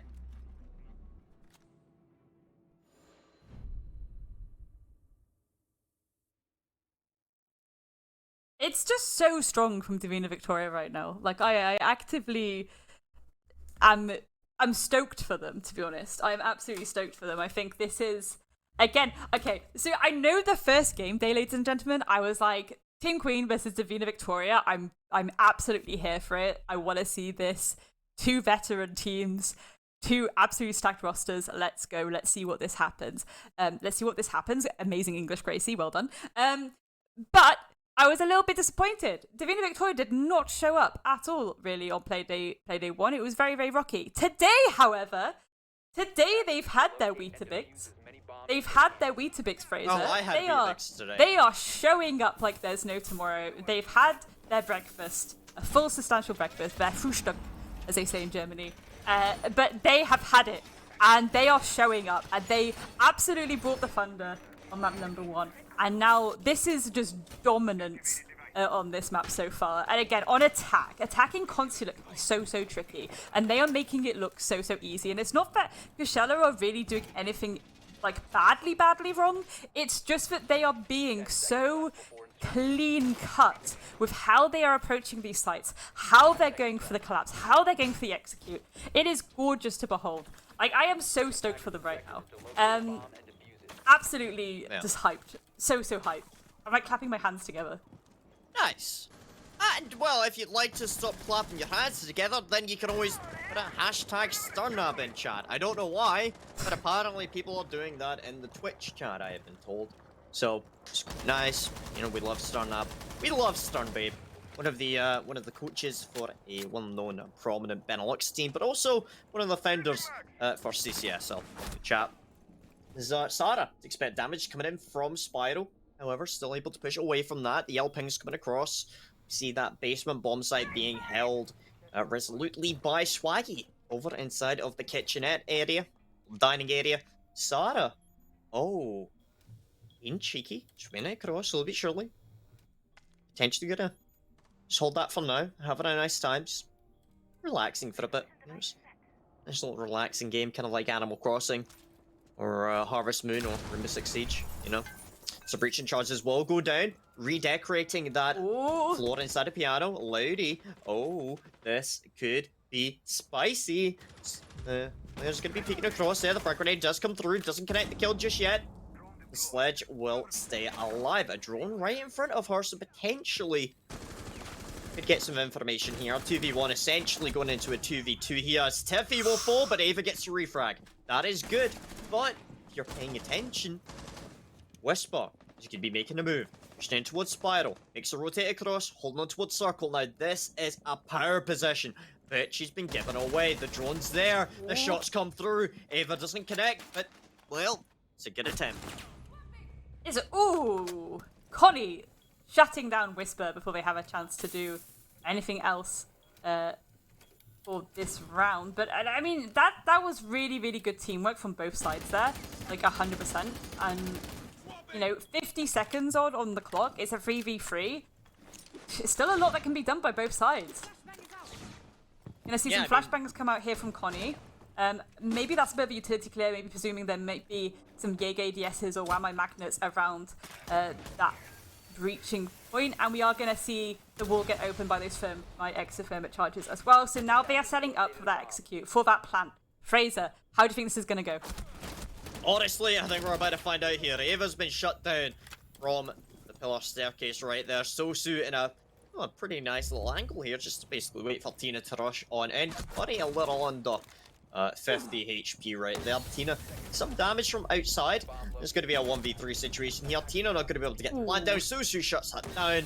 And look at that. Wonderful execution brought on primarily, I'd have to say, by Sosu. Yeah, and again, just a phenomenal player for the side of Coachella. Absolutely phenomenal. And that is Coachella getting their first round on the board as well. Love to see it. Again, it's been such a dominant attack so far from Davina Victoria, and Coachella have actually put their foot down now and been like, no, okay, we'll get this one in the bag. We'll get Garage, bit of cheeky Garage. This is ours now. So well played them, to be honest. But again, now they have to go back upstairs, and it's seeing how they're going to adapt to what went wrong last time. Again, I don't like how aggressive they were being towards those console windows. I think they should be much more passive there. And again, more utility around yellow stairs is what I would like to see. Because there was really nothing there to prevent that push up those stairs at all. There was like a Rooney gate before Trump, and that was it. And I would like to see a bit more utility used there. Maybe that classic kind of old school stack up of the Jaeger ADSs around there would be quite nice. And just have someone hold that, especially if people are trying to add a bit of pressure from that skylight area.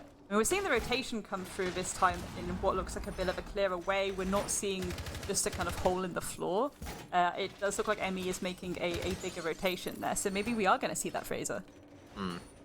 So I've got a bit of a riddle for you. Do you like riddles? Riddle me this. Are you now a Sphinx? Right. Is that it? Sphinx? Yes. Sphinx? Okay. Sphinx? Okay. Are you ready?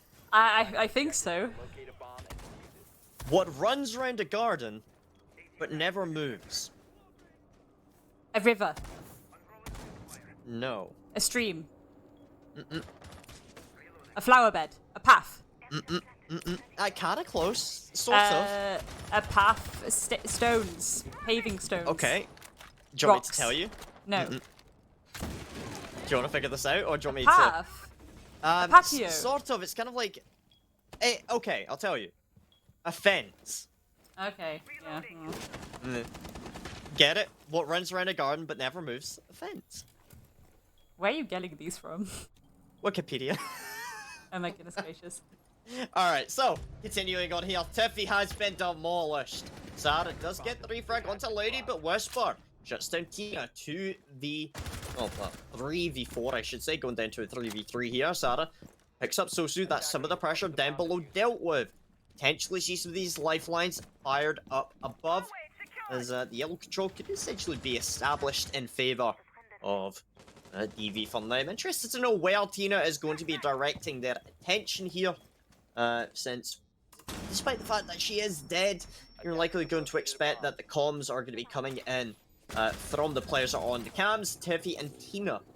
As Connie is able to isolate out one of these players. They don't have the utility to burn them out, but as they say that, what do you think Eva's gonna do here? Well, she's gonna put a couple of bullets in here, use the asphyxiating bolt to open that up, and basically burn the player alive.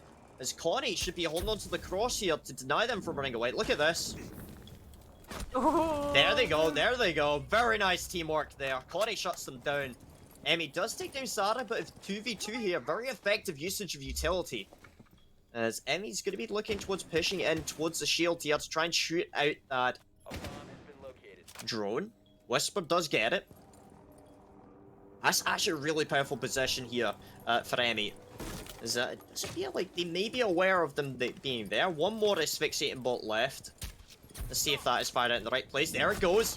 Emmy's going to take some damage, get killed off again by Connie. Very nice. But the problem being, they're going to have to jump in the window at some point. 35 seconds taken away. They could rotate. They're going to have to figure out what they want to do here. It appears that Ava is droning, trying to figure out what they want to do. The default cam giving away information. It's Whisper. Relocates. Pushing towards connector for now. Player out in the rappel. Whisper shuts him down. 1v1. Looking for the kill. Ava shuts them down. And Ava and Connie. What a duo. It's like the duo ship of the ring right now. Because, well, they are just making it happen for this match. Oh, if only she stayed behind the reinforcement then and just played time. That is unfortunate. I'm assuming perhaps she didn't have the intel to know where that remaining player of Divina Victoria was. Otherwise, she probably wouldn't have come forward like that. That is just unfortunate. But as you say, incredible teamwork coming through from those two. The Cappy Bolt to force out the Jaeger, and then the shot from console window. Chef's kiss, Fraser. Absolutely chef's kiss. And then again, yeah, teamwork towards the end. Clutching that out yet again. 4th round in the bag. On attack again. I cannot stress that enough. On attack. Yeah. It's going to be so much easier. Again, if they've practiced this map, which they clearly have, it is their pick. And they are absolutely just waltzing through it. And I really think that when it comes to defense, I'm assuming there's going to be a really sweaty and strong defense here based on just how the attack's been. You know, if you've really focused in on this map, which they clearly have, I really think this is going to be a strong defense from them. But one more round to go, and then we will find out. Can Coachella get one more round in the bag? It is yet to be determined, Fraser. Yeah, I mean, honestly, just looking at this right now, 4-1 split for the side of DV, that's pretty good. Well, they still have an opportunity to win this one out, as if you remember back a little bit more, Coachella were able to put this down to a 1v1 last round, so potentially they could pull this one through.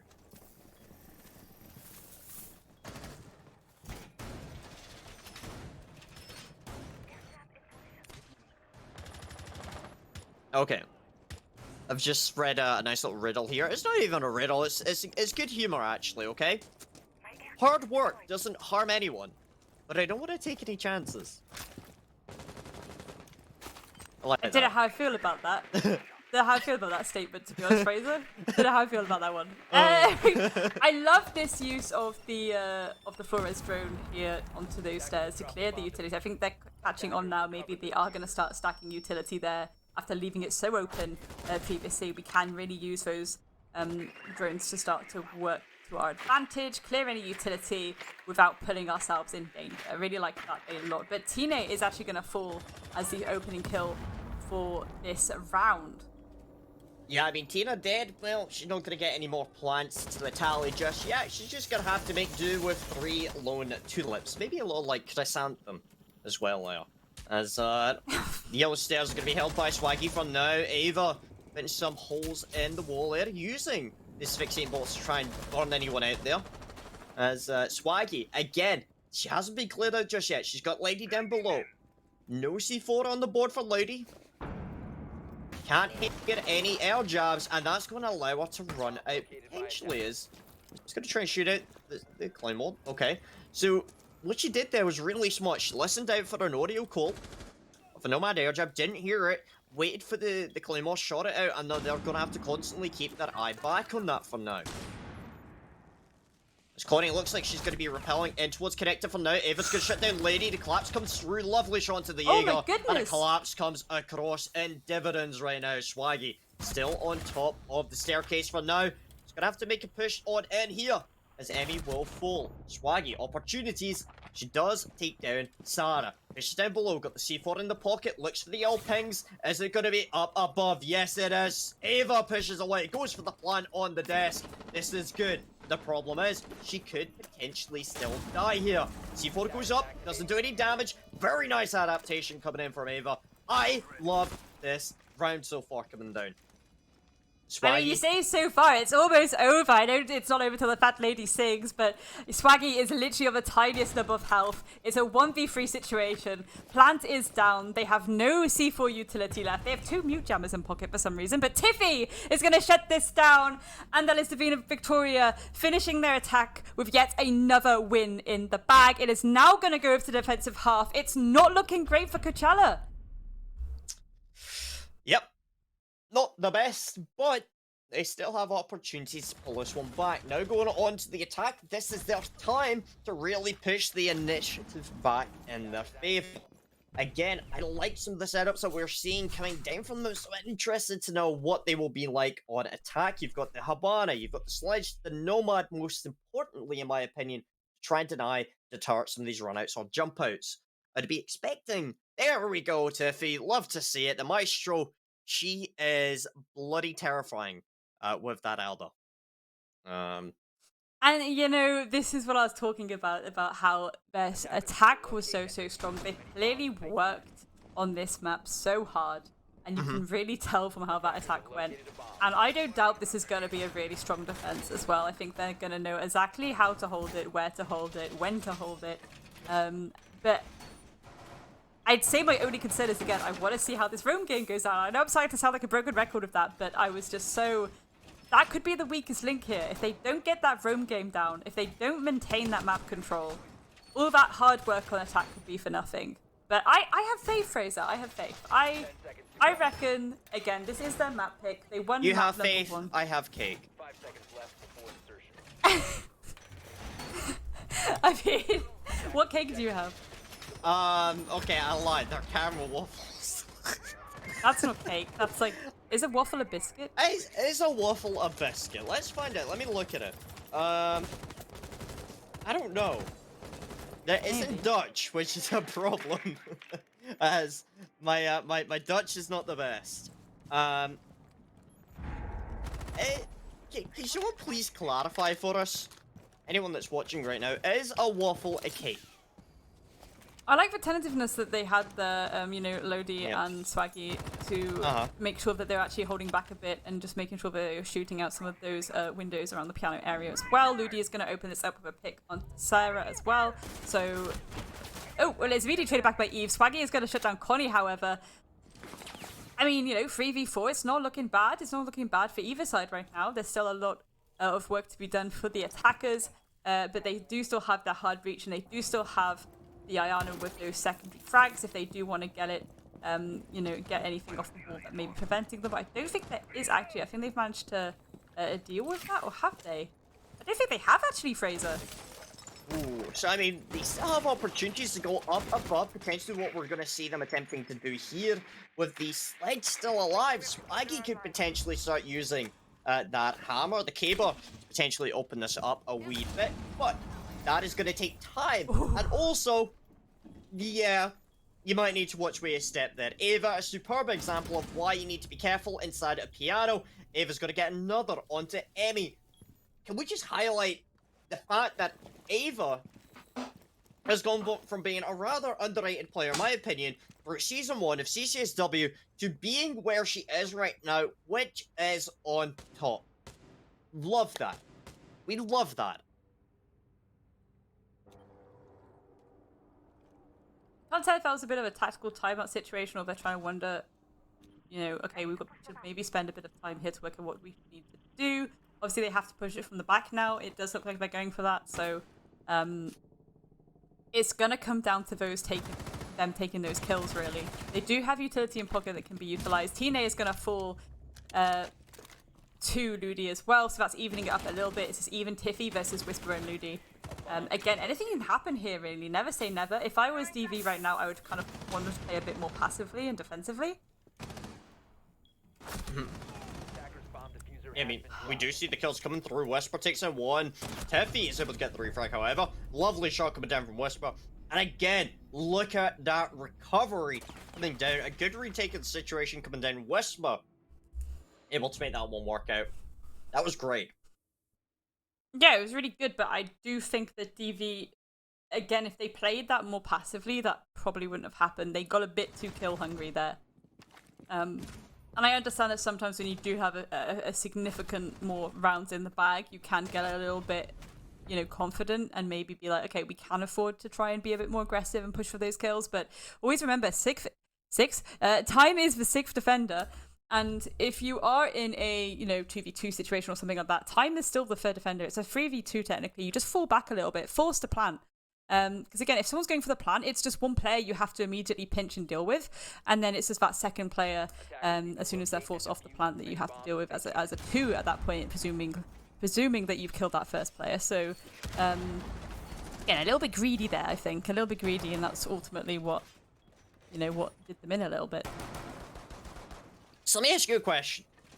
Okay. No, it's okay. Don't worry. Don't worry. All right. Out of all of the players on both of these two teams, which one do you think would be the best chef? Like, just gut feeling. Gut Eva. feeling. Which one do you think would make like the best like ravioli or cake? Eva. Eva, you think so? Yeah, I reckon I'd let Eva make me some dinner. All right, so let me give some like behavioral analysis into this. Oh. I wouldn't trust Tiffy making a cake. She'd probably set it on fire. I love her dearly. I do not trust her. I think Connie's pretty good, but she'd probably end up buying one off like, I don't know, like Uber Eats. Ava, I reckon, would be pretty good at it. I think, yeah, so I think it'd be Ava. I don't know why. She's just got like that. I think she'd be really good at baking. Like that's kind of like her hidden talent that she doesn't like to tell people about. But I think she's just really good at baking. Like that's such a nice thing, right?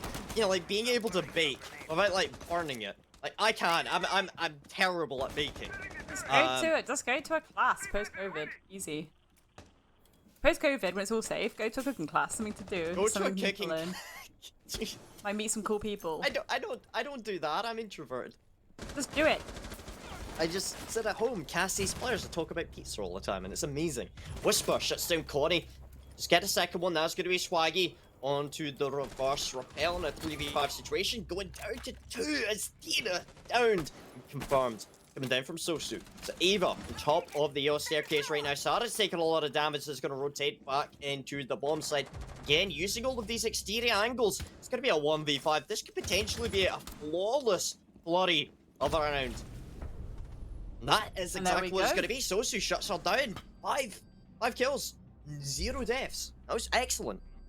I mean, they get, you know, so far, Coachella doing a really good job in their attacking rounds, but I don't know if that's so much them doing a good job on attack or just little mistakes that, you know, Davina and Victoria are making that they really shouldn't be making. And again, I know there's rounds in the bag, but I definitely start being like, no, we want to secure this out. Let's be way more passive, way more safer.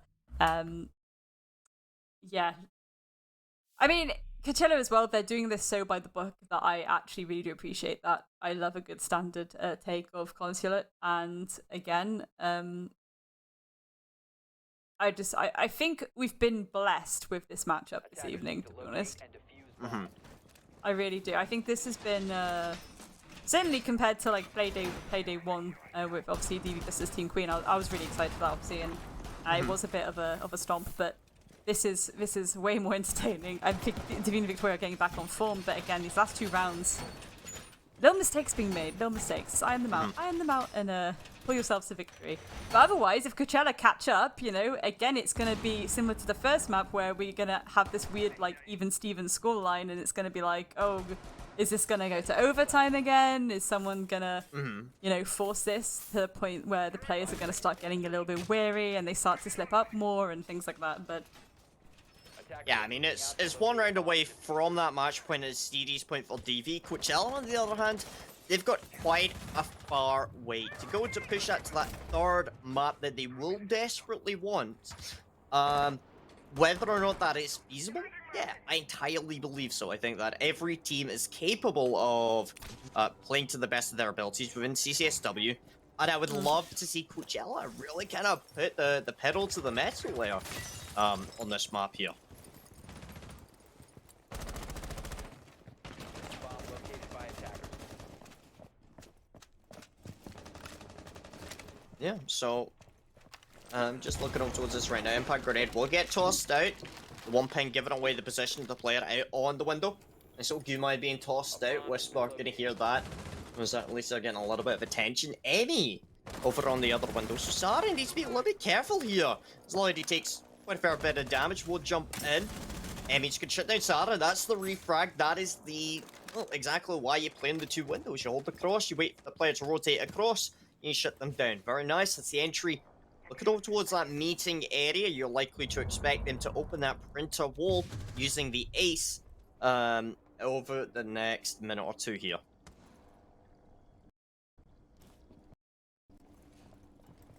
I know, like, half the round's gone, and it's still...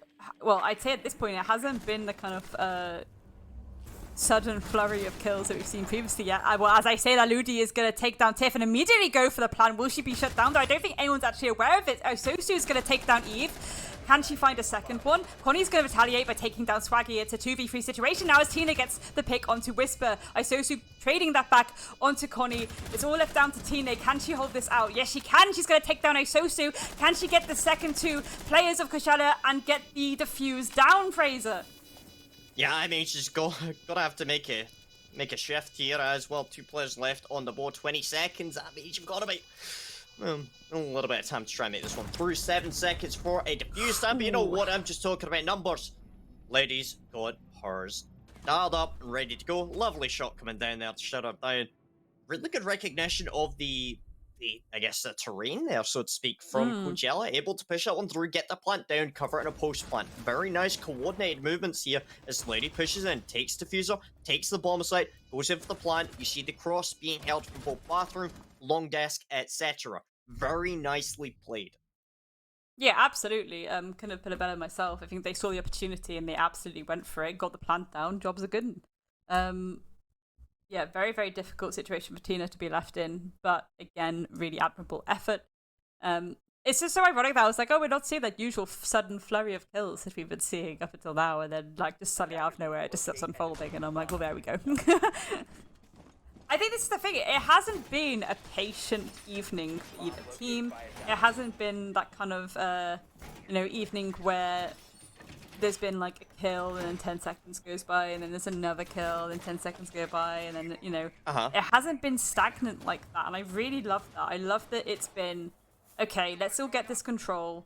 Let's do this really by the book. And then at some point it's all going to kick off and people are going to be so reactive to each other and people are going to be trading. And that's exactly what I like to see in a Siege game. I like to see that teamwork. I like to see those trades come through. Pad out that cost. I like how everyone is just like ganging up on me for me liking food. Like, come on. Who doesn't love food? Alright? Like, y'all never had a good waffle, alright? It's not my fault, alright? Questionable approach to food though, Fraser. Like, what? You can't just live off waffles. Anyway. I will have you know, alright, that I have a very healthy diet when I'm staring at a packet of 38 mini caramel waffles on my desk that I bought about 4 hours ago. So, what we're seeing right now, the Beach Jammers are denying the 20 Twitch drone from getting in to try and clear out any cade close. They're gonna have to go above to try and clear that out. Aver has a C4, however, so they need to be a little bit more careful, a little bit more subtle on that. That's why Whisper's playing out in the rappel to make sure that, well, she's not gonna get shot and she's not going to get C4'd. Now, they still haven't cleared out the cade close, so they need to try and figure that out as soon as possible here. Looks like they are going to try and clear out the player upstairs. They have pinged the player out on top of Visa. So they're going to rotate downstairs. Make a lot of noise, make a lot of fuss. That's Sarah's job right now. Yeah, absolutely, and I really love how this utility is getting utilized against the defenders right now. It's really hunting down that Vigil, who 9 times out of 10 is a tricky roamer to deal with based on how that utility works against the attackers.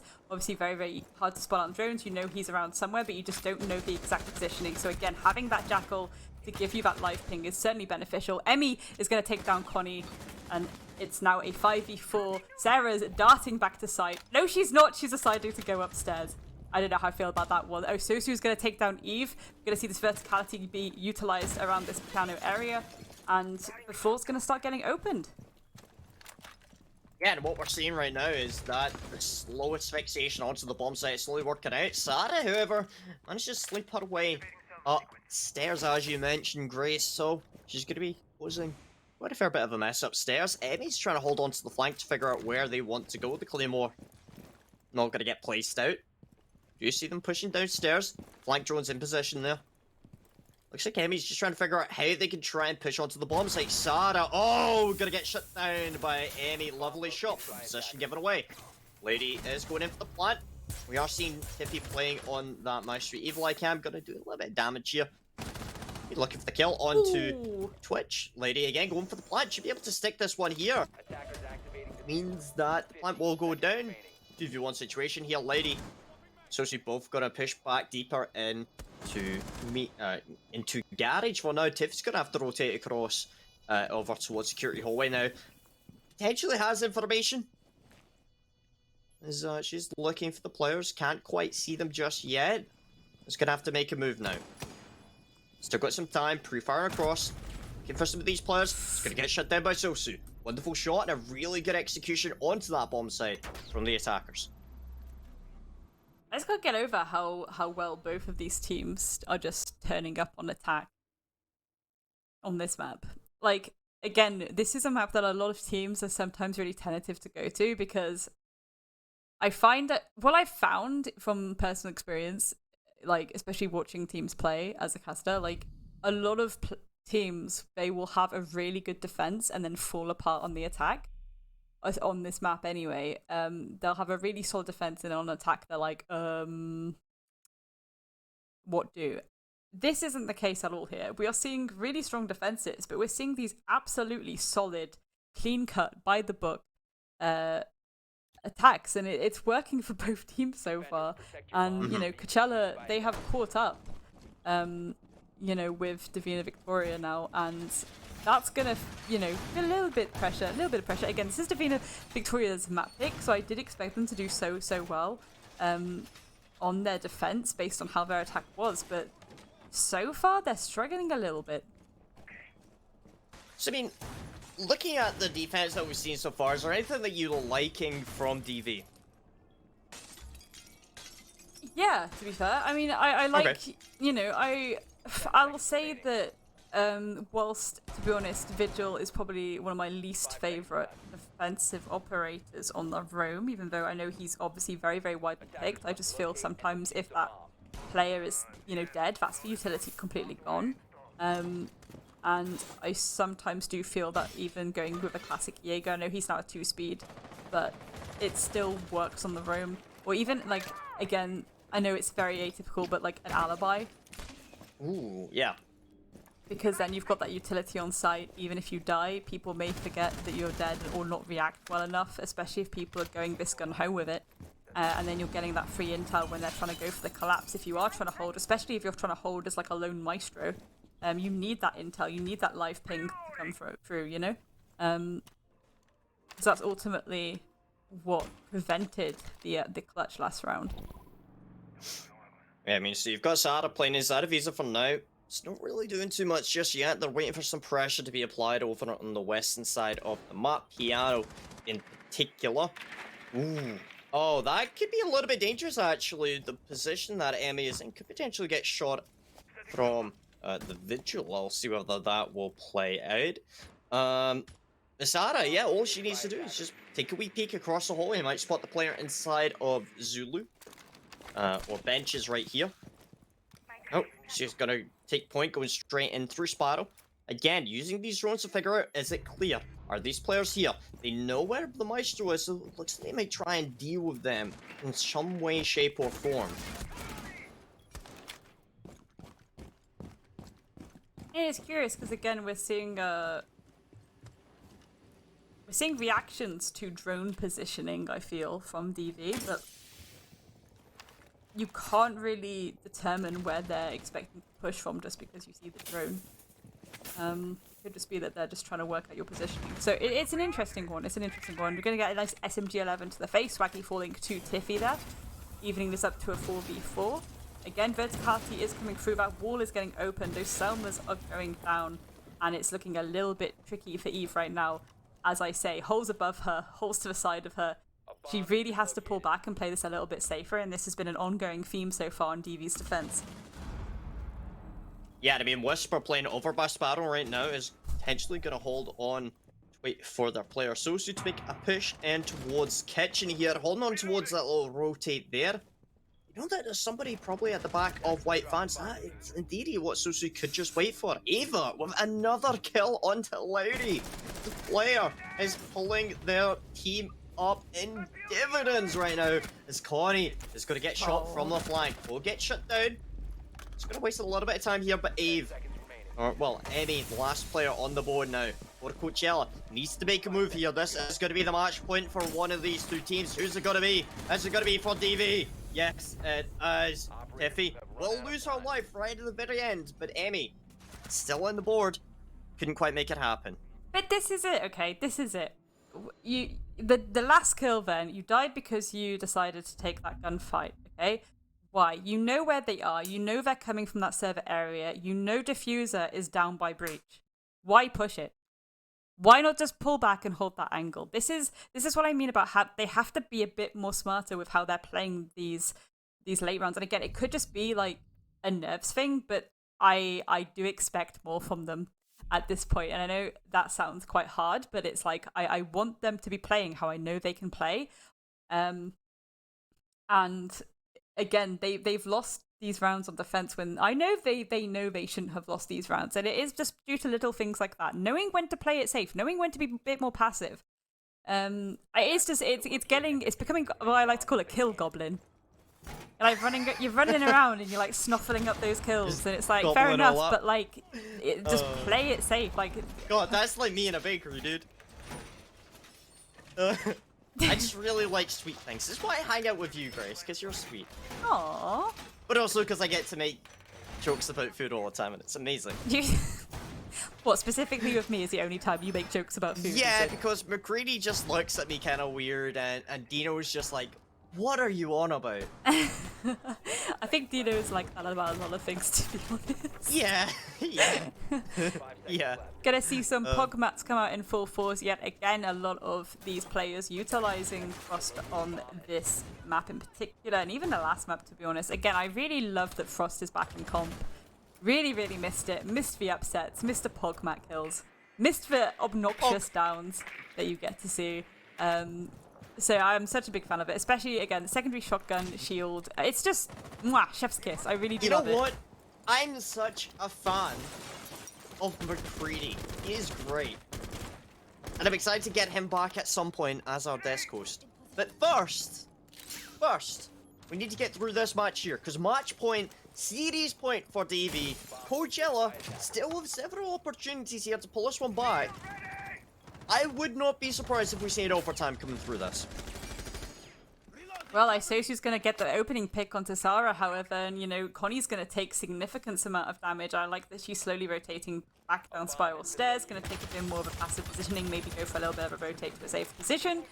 And again, so far, I don't think Ashella are actually aware of those frost mats underneath console window. We see Whisper there holding the rotate.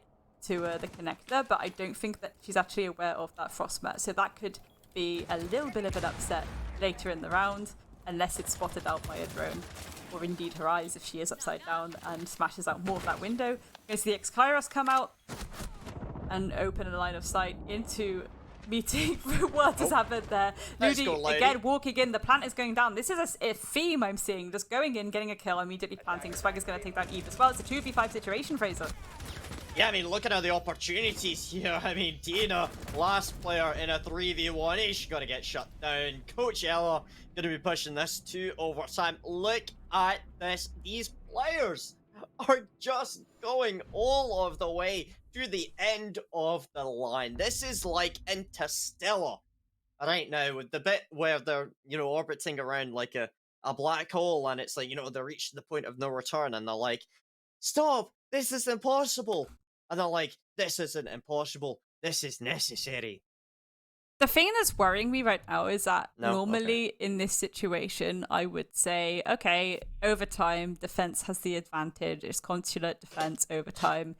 DV should have the advantage here as they get to play 2 defensive rounds immediately. But given on how just absolutely opposite land this match has been, I'm a little bit concerned right now. Again, this hasn't been a strong defense from Divina Victoria, despite what was a phenomenal attack. And Coachella are really bringing the thunder now on their own attack. So, I thought you said the fun denial, and I'm like, wow. the fun denial? Yeah, the fun denial. No. The fun denial. No, they're bringing the thunder. But I mean, fun denial is quite a fun. The fun denial. The fun denial. I like that. Just like. But I no, love that. rightfully so, they are going. Which basement. operator do you reckon would be I the think fun denial? That was their strongest. 5 seconds left. Who do you think would be like the fun denial? Like, who do you think would be like the most boring operator to hang out with? Attacker's objective is to defuse the bomb. Like, probably Cav, because she just doesn't say anything. She just stares at you. She's just angry. Yeah, she's just angry all the time. Yeah. I think, yeah, Cav, I agree with that. She's like a little baby Sith Lord. Essentially, yeah. Yeah. I going back to my point, I do think Yeah. that it makes sense that they've gone to Garage completely. That was their strongest defensive, defensive site to hold. But I am so concerned for them right now, and I really need them to play a better defense than what they've been playing. And Coachella, if they do anything like they've been doing, they're on an absolute roll with this, and they could get this in the bag. Yeah, I mean, what we're seeing right now, this main hatch opened up instead of admin. Lady's gonna push on by it. A nice little claymore down. Actually, that's pretty smart, just in case anyone tries to drop that later down the line. You never know who's upstairs. We're seeing a potential to clear upstairs. You do see the vigil upstairs. Cody's rotated back downstairs already, recognizing, well, they've already got a couple of players upstairs. Sarah in particular is going to be a factor later down the line. Claymore still in the pocket for Sosu, could be used potentially over by Zulu here. Oh, Sarah in position here. Likely here's the players around. Recognizing now's not the time to push just yet. Some pressure being applied onto Spire for now. It's going to be Emmy droning out first. It's going to set off a lot of the barbed wire here. Whisper already at the bottom here. Cory. Ooh, powerful position here. If she hasn't been droned out, just wait for it. Gets the first kill, wait for the second to come on through. Can't quite connect it. Sosu and Lady pick up 2 kills of their own. 2v4 situation now. One left standing. It's all up to Tiffy. And it's got to be Coachella to win that one through. Looking at that round, an excellent execution coming through. And an exceptional performance coming down. Overtime match point in favor of Coachella. Yeah, but Divina Victoria, they had a really, really, really strong, first 6 rounds on their attack, and I am thinking perhaps they can pull this back themselves and bring it to 7-7 now. Again, we're seeing the Flores be brought out. I did love how they used that utility on the console side, so it'll be interesting to see if they're able to suss out where the defenders are going to go. Now, again, we're seeing that Capcan come out from the side of Coachella, which... I rate it. I think if you can catch the attackers off guard where they're not droning efficiently enough, you can absolutely get some really good work done with those traps. So I am curious to see how this is going to go now, Fraser. Yeah. But again, DV playing so strongly on the attack, I do think they will be draining that out. So I really can't tell how this is going to go, and it's making me like a little bit nervous for both sides. And I want both sides to win. I wish that was possible. I really wish both. I think both these teams have played really, really well this evening, and I want to see both of them go through, to be honest. I'd be happy with either. But yeah, a little bit spooky now that it's match point, isn't it? Yeah, a little bit. You know, I'm just kind of looking at this, and I have no idea what is really gonna happen, you know. As unfortunately, going through some more spaghetti jokes. I don't know why. Yeah, this is a mistake. This joke's about cars and carbonara. I literally. Oh, that's a good one. Okay, what kind of spaghetti cards you get from a car dealership? Carbonara. I just feel pain at this point, like actual physical pain in my kidneys and liver. You might want to see a doctor about that. Where does... Oh, no, I can't say that one. Again, I'm Alright. curious here how we're not seeing... Oh, well, ask any utility get utilized to help shoot that out, but as I said that, Isosu takes down Connie, who could have shot that out from the piano area. We are going to see Sarah apply this pressure to the yellow stairs, however, so that's going to keep the defenders on their toes. Also, Eve is going to take down Ludi. Again, we're in a 4v4. This is relatively even. Stevens. Capcan is dead, but those Capcan traps are still up as well, Fraser. Yeah, and again, what we're gonna see is these Capcan traps do a significant amount of damage, like 40 HP per to deal quite a lot. Our grenade will get caught out by the ADS. We're gonna see that wall getting opened up. Sosu be looking over towards the L staircase for now, waiting for a potential push to come on through. Opened up that right side, that's going to allow easier access on towards that white van later down the line. Tiffy looking for Capcan traps. Just making sure that's clear. And we're likely to expect that Tiffy's just going to open up the floor here to try and expose some of this. The C4 goes flying up, will take her down. 2 players off. And it's going to be a 2v4. Tina and Sarah, both players have had a spectacular match so far. Whisper will get down, looking for a second one. Sarah can't quite connect it. And Tina outside. So far she's had 3 plants, looking in to try and potentially get this 4th one. Default camera still up, giving away possession. 2v2 now. Tina's going in for the plant. Sarah needs to rank up with this, so she can't quite connect it. Oh, No way! Pull it back, Sarah, with the coverage, but Tina makes it happen. Excellent chemistry. And you know what? Pushes us all the way. 15th round. Last possible round to be played out here on this map. This could not have been drawn out any longer. I have no words. I thought Kashana had that then. I was like, oh no, oh no. You know, we're going to map number 3, but oh my goodness gracious. Saved by the van. Saved by the van. That was a little bit too intense. And now it's even more intense because it's overtime match point, and whoever wins this is taking this map, and that is a significant amount of pressure to be under. And again, DV being on defense, normally I would say that would benefit them, but again, they've been really struggling on these defensive rounds. And Kashella's been attacking really, really strongly, and I'm concerned they've gone upstairs, considering how much that upstairs hold. They've just rushed for plant every time, walked in, killed 1 person, and gone for the plant.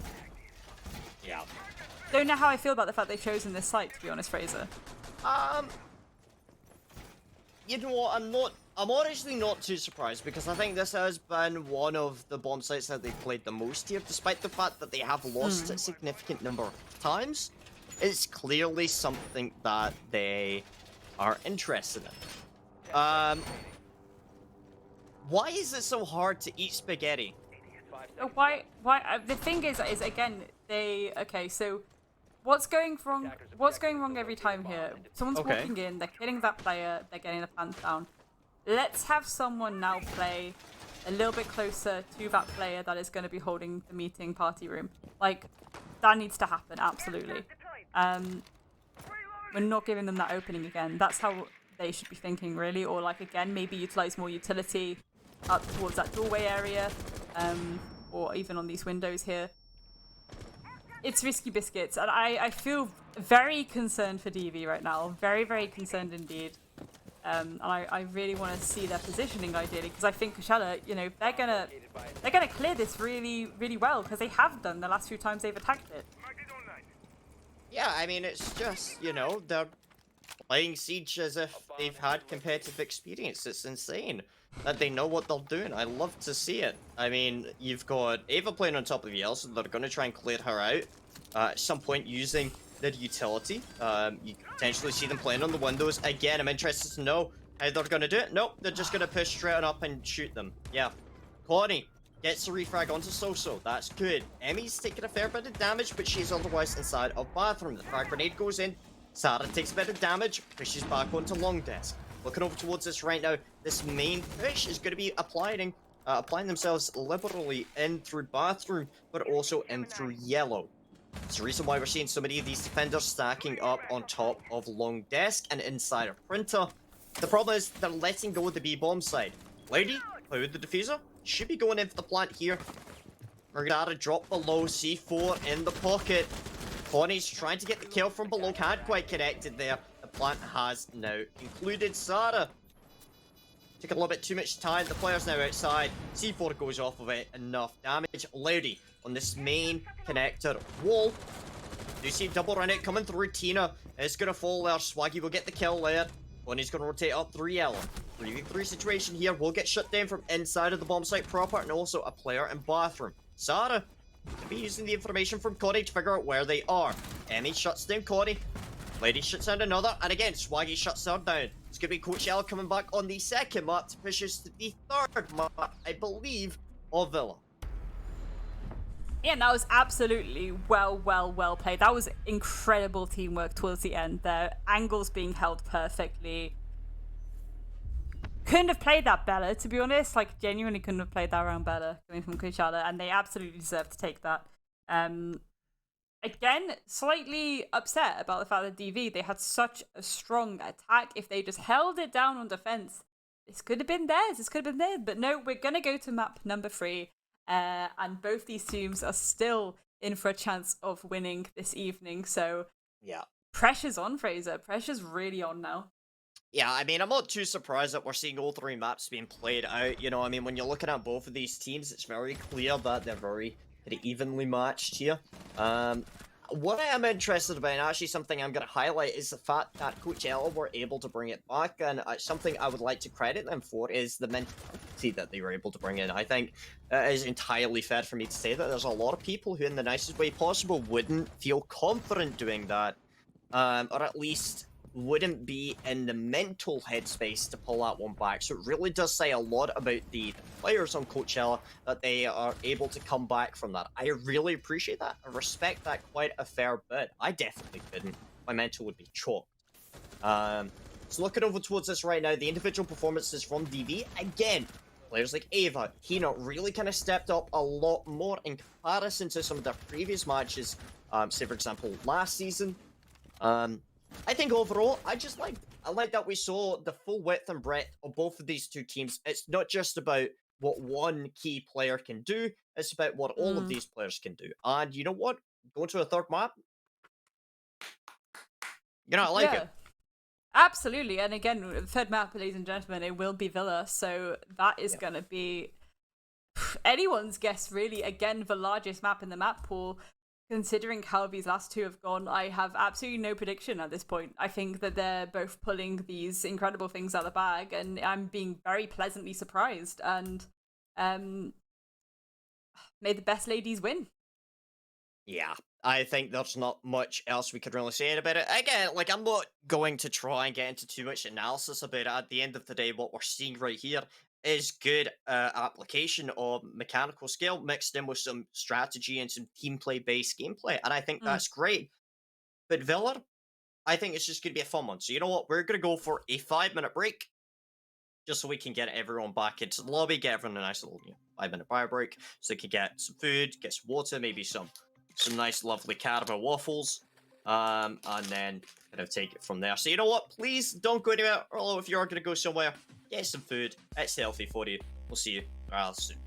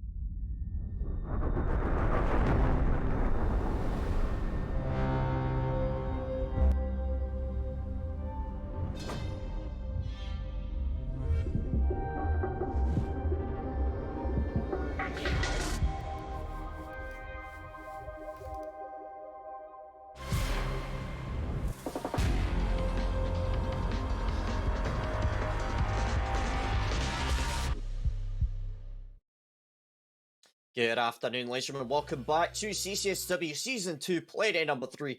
We're currently looking over towards the last map in our first best of 3. We've got BTITANS, Davida Victoria, and Coachella, as you can see down there. I hope you're having a fantastic day so far.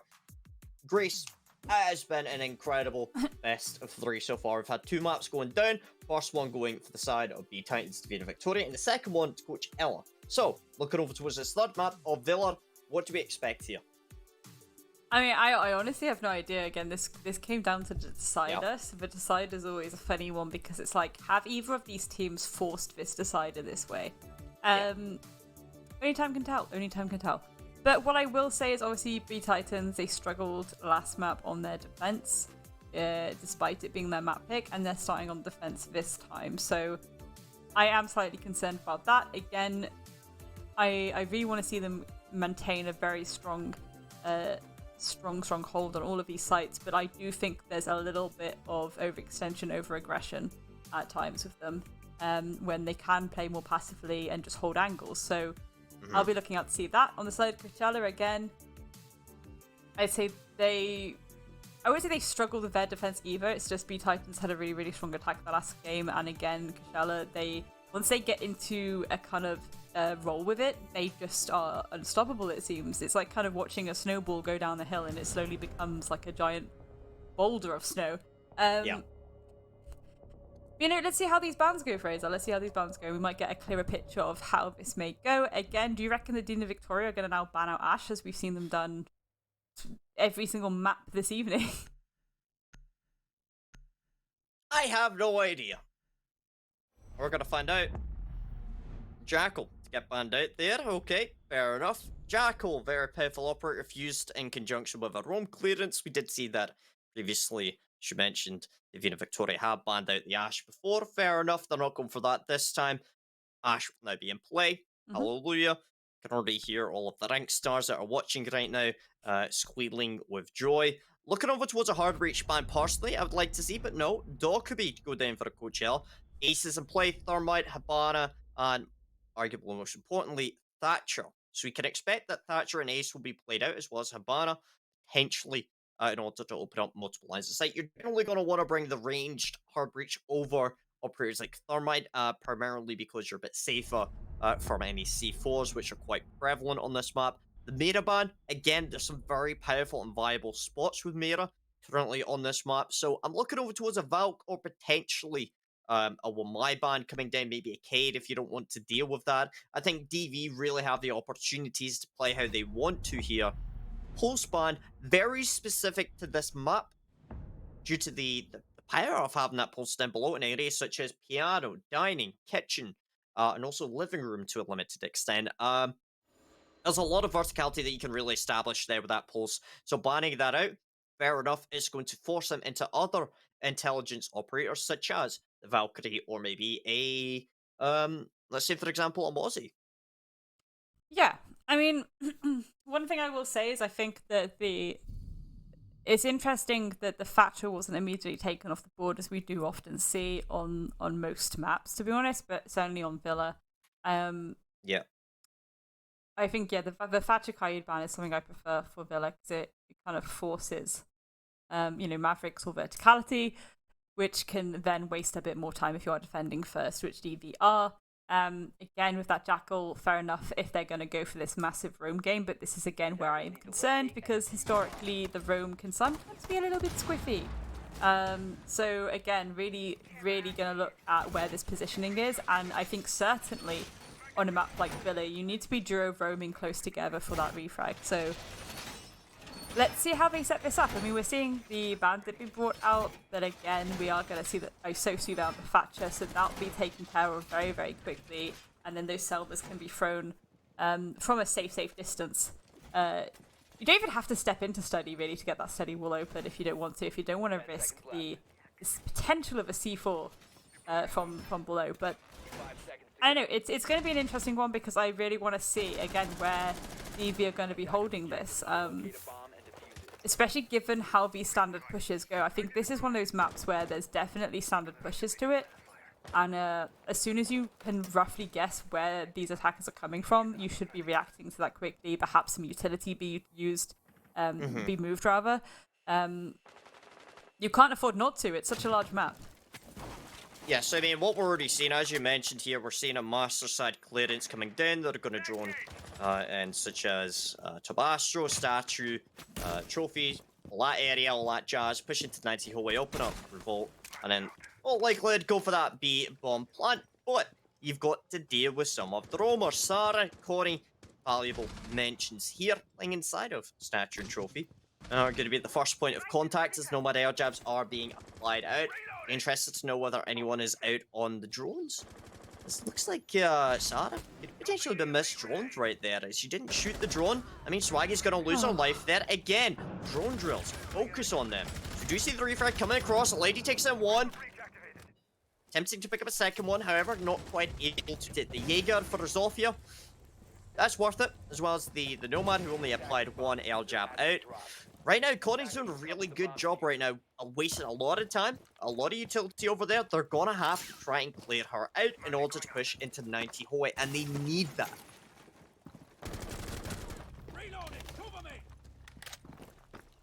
I mean, that was a little bit of a silly one, but Isosu reacting very, very quickly to that little wasted jump out, to be honest. But again, evenings out for a 3v3. It's not a bad thing at all. It's not a bad thing. Still a lot that the attackers can do as well. They've still got the Thatcher, the Thermite, and those Selma charges on the A. So it's all support, but that's so much utility to open up lines of sight, to open up and get the plant down, the execute down, the smokes. It's a Claymore. I think this is doable still for the attackers. I mean, look at this. So pushing across over towards Red Landing right now, 3v3 situation, so they do have the opportunity to start pushing themselves in towards the bomb site here. Ava shuts down Whisper, the Valk Cam will get shot out, so they know that the Thatcher's top of coffin is going to lose their life to the Bandit, and Emmy, a last player. So far, 1 kill. Gotta find 2 more to make this 1 count. Looks like she's going to spot out Tina. It's going to be the Legion dead. Tiffy, the last player now. 25 seconds, this is plenty of time, but the problem being they have to go for the kill or go for the plant. An old recommendation here, I say let's just go for the kill, get that aggression, push in, try and get that kill. Squidgel will pick up the diffuser. It looks like she's going to attempt to rotate in towards the bomb site. You have 10 seconds ticking away. It's going to push deeper into the bomb site, going in for the plant on top of that table here. Tiffy's going to push on in, through firing across, to get the kill, and Emmy to get killed on the plant. Yeah, not a lot you can do there but stick it. I will say perhaps more of a covered position for the plant would be better. A little bit open there. But again, getting it down to 1v1, that is fair play. As I said, it was perfectly doable from both sides when it got down to a 3v3. I'm not too surprised that we saw it go down to a 1v1. And ultimately, Time, again, being the 6th defender there, enabling DV to clutch victory. So looking at the lineup being brought out right now, I think Kappa 2 is honestly going to be the honourable mention right now, and the fact that, well, the asphyxiating bolts were used very effectively by Ava, previously on Consulate, but also what we're seeing from the side of Coachella, bringing that out, you get not only 2 smoke grenades, but 2 also asphyxiating bolts that can be used to essentially burn out a position to clear out any players behind it. That kind of indirect fire is very useful, especially when trying to open up some of these walls, as an example, as well, you might not be able to bandit trick if you are, say, on fire. Yeah, I know, right? I mean, who would have thought? But who would have thought that? Ooh. Yeah. A couple of first straps being applied there, 2 of them, in fact, because, well, if you jump in there without droning it, then, well, you can shoot one of them, you can't shoot the other. So, you're out of luck there. I will say, I don't know how I feel about the Claymore situation. Obviously, yes, it is a large map, so having 4 Claymores perhaps will benefit you in that regard. But I'm kind of curious to see, you know, what would happen if perhaps, let me think, I don't know, we swap Capital to have the hard breach just in case. Like this secondary backup hard breach. Perhaps that would be a slightly better one, I don't know. Again, I think basically, considering how many weird runouts DV tried to go for, and even now, is Tiffy about to go for a runout again? Because this is a very bulky spot to be in. And she didn't react at all, and Emmy is going to take advantage of that and get the opening kill for this round. There are frost traps there, which should both get shot out actually by Emmy as well, so slight flaw in the plan there. Yeah. But again, I'm understanding the unfortunate. Claymore situation a bit more now based on the fact that, yeah, if they're going to keep going for these, like, monkey-esque runouts, then fair enough, bring all the Claymores. Yeah, I mean, Sarah got a shut down lady from underneath. That's Yash dead. It's rather unfortunate. It's going to be sitting on some of these flank drones for now. Whisper, make her way downtown, walking fast. And I can't remember the rest of the song. Unfortunately, I'm not Jerry the Music Man. C4 underneath for Corey. Just going to wait for the call out. Is pinging it out, waiting for the player to push on by. Sosu, or So will shut down Ava. It's another player dead. 3v4 will ensue here. The C4 goes up, doesn't connect onto a player. Significant health. Sarah is going to get shut down from Emmy. And it's on now. Tina is going to get shut down from Whisper from behind. And Connie's going to have to rotate upstairs. Plant should go down at any time in the near future. You see the pings coming across. Swaggy will get kill. And again, very much aggression. And down there, winning that one out. Very nice. Yeah, but this is the thing. I think that the aggression from the defenders is getting a bit silly. Like, I completely, again, you know, the first round I can forgive it, but then it's like the second round, that's when I'm a bit like, okay, your runouts didn't work the first round. Perhaps we don't sit in the window of closet. Yeah. I mean, but at the same time, I understand perhaps that was the intended setup, that it was like, I'm going to do this bullshit, you know, peek from the window, I'm going to prep it and then go for it. But then if I die, they will assume that maybe I don't know. Because the bodies don't even fall as bodies anymore. You get the logo now. So I don't... Yep. Nothing would hide the frost mat. No, this is a confusing situation. I think that was a bit of a wasted... moment, because again, you're not just wasting the fact that you're a player down, you're losing that C4 as well. I don't know, it's a little bit uncomfy. I think she just screwed up. Yeah, it's a little bit uncomfy, and I think I don't want to see them try any more runouts or I'm gonna lose my mind. Absolutely. And we wouldn't want that. We wouldn't want me to lose my mind. I've already lost my marbles, and I don't need to lose my mind either, so... Lose your marbles. That sounds like an English expression. Love it. I've like more than lost my marbles. I feel like they're shipped off to Antarctica at this point. But I will say that... I've already said that. Sorry, we're also arguing with our producer every now and then. It's yeah, so we're looking at this right now. Round number 3 can be brought out. It's like statue trophy yet again. You've got Soso playing on the Thatcher. I like the fact that they are bringing the Thatcher because he's unbanned. So why not? It's a free pick. Yeah, to be fair. A bomb has been located.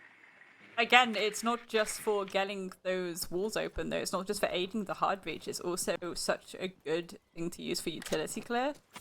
I'd say even like 9 times out of 10, when people do push this closet area, if there is someone in closet, they usually it's like a smoke with like a million ADSs.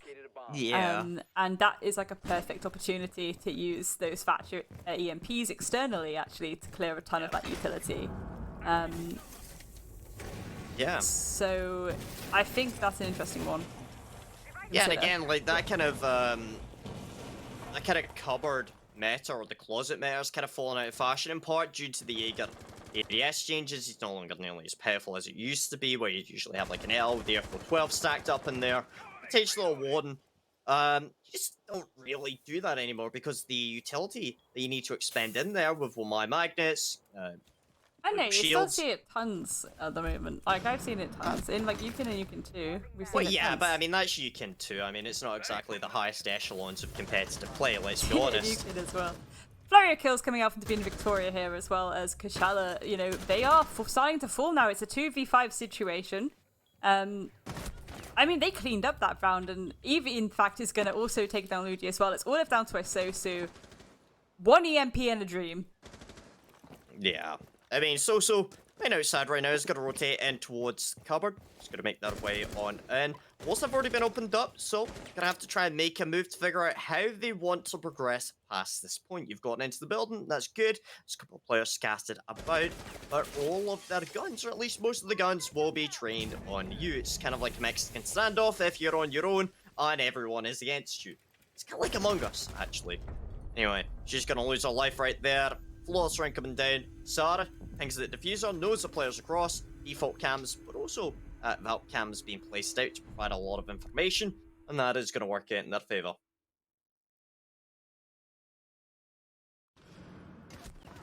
I am curious at like how better that was.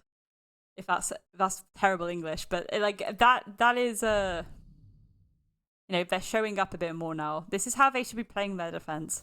That was very clean cut, and again, whittling down those players one by one, forcing that 1vx situation.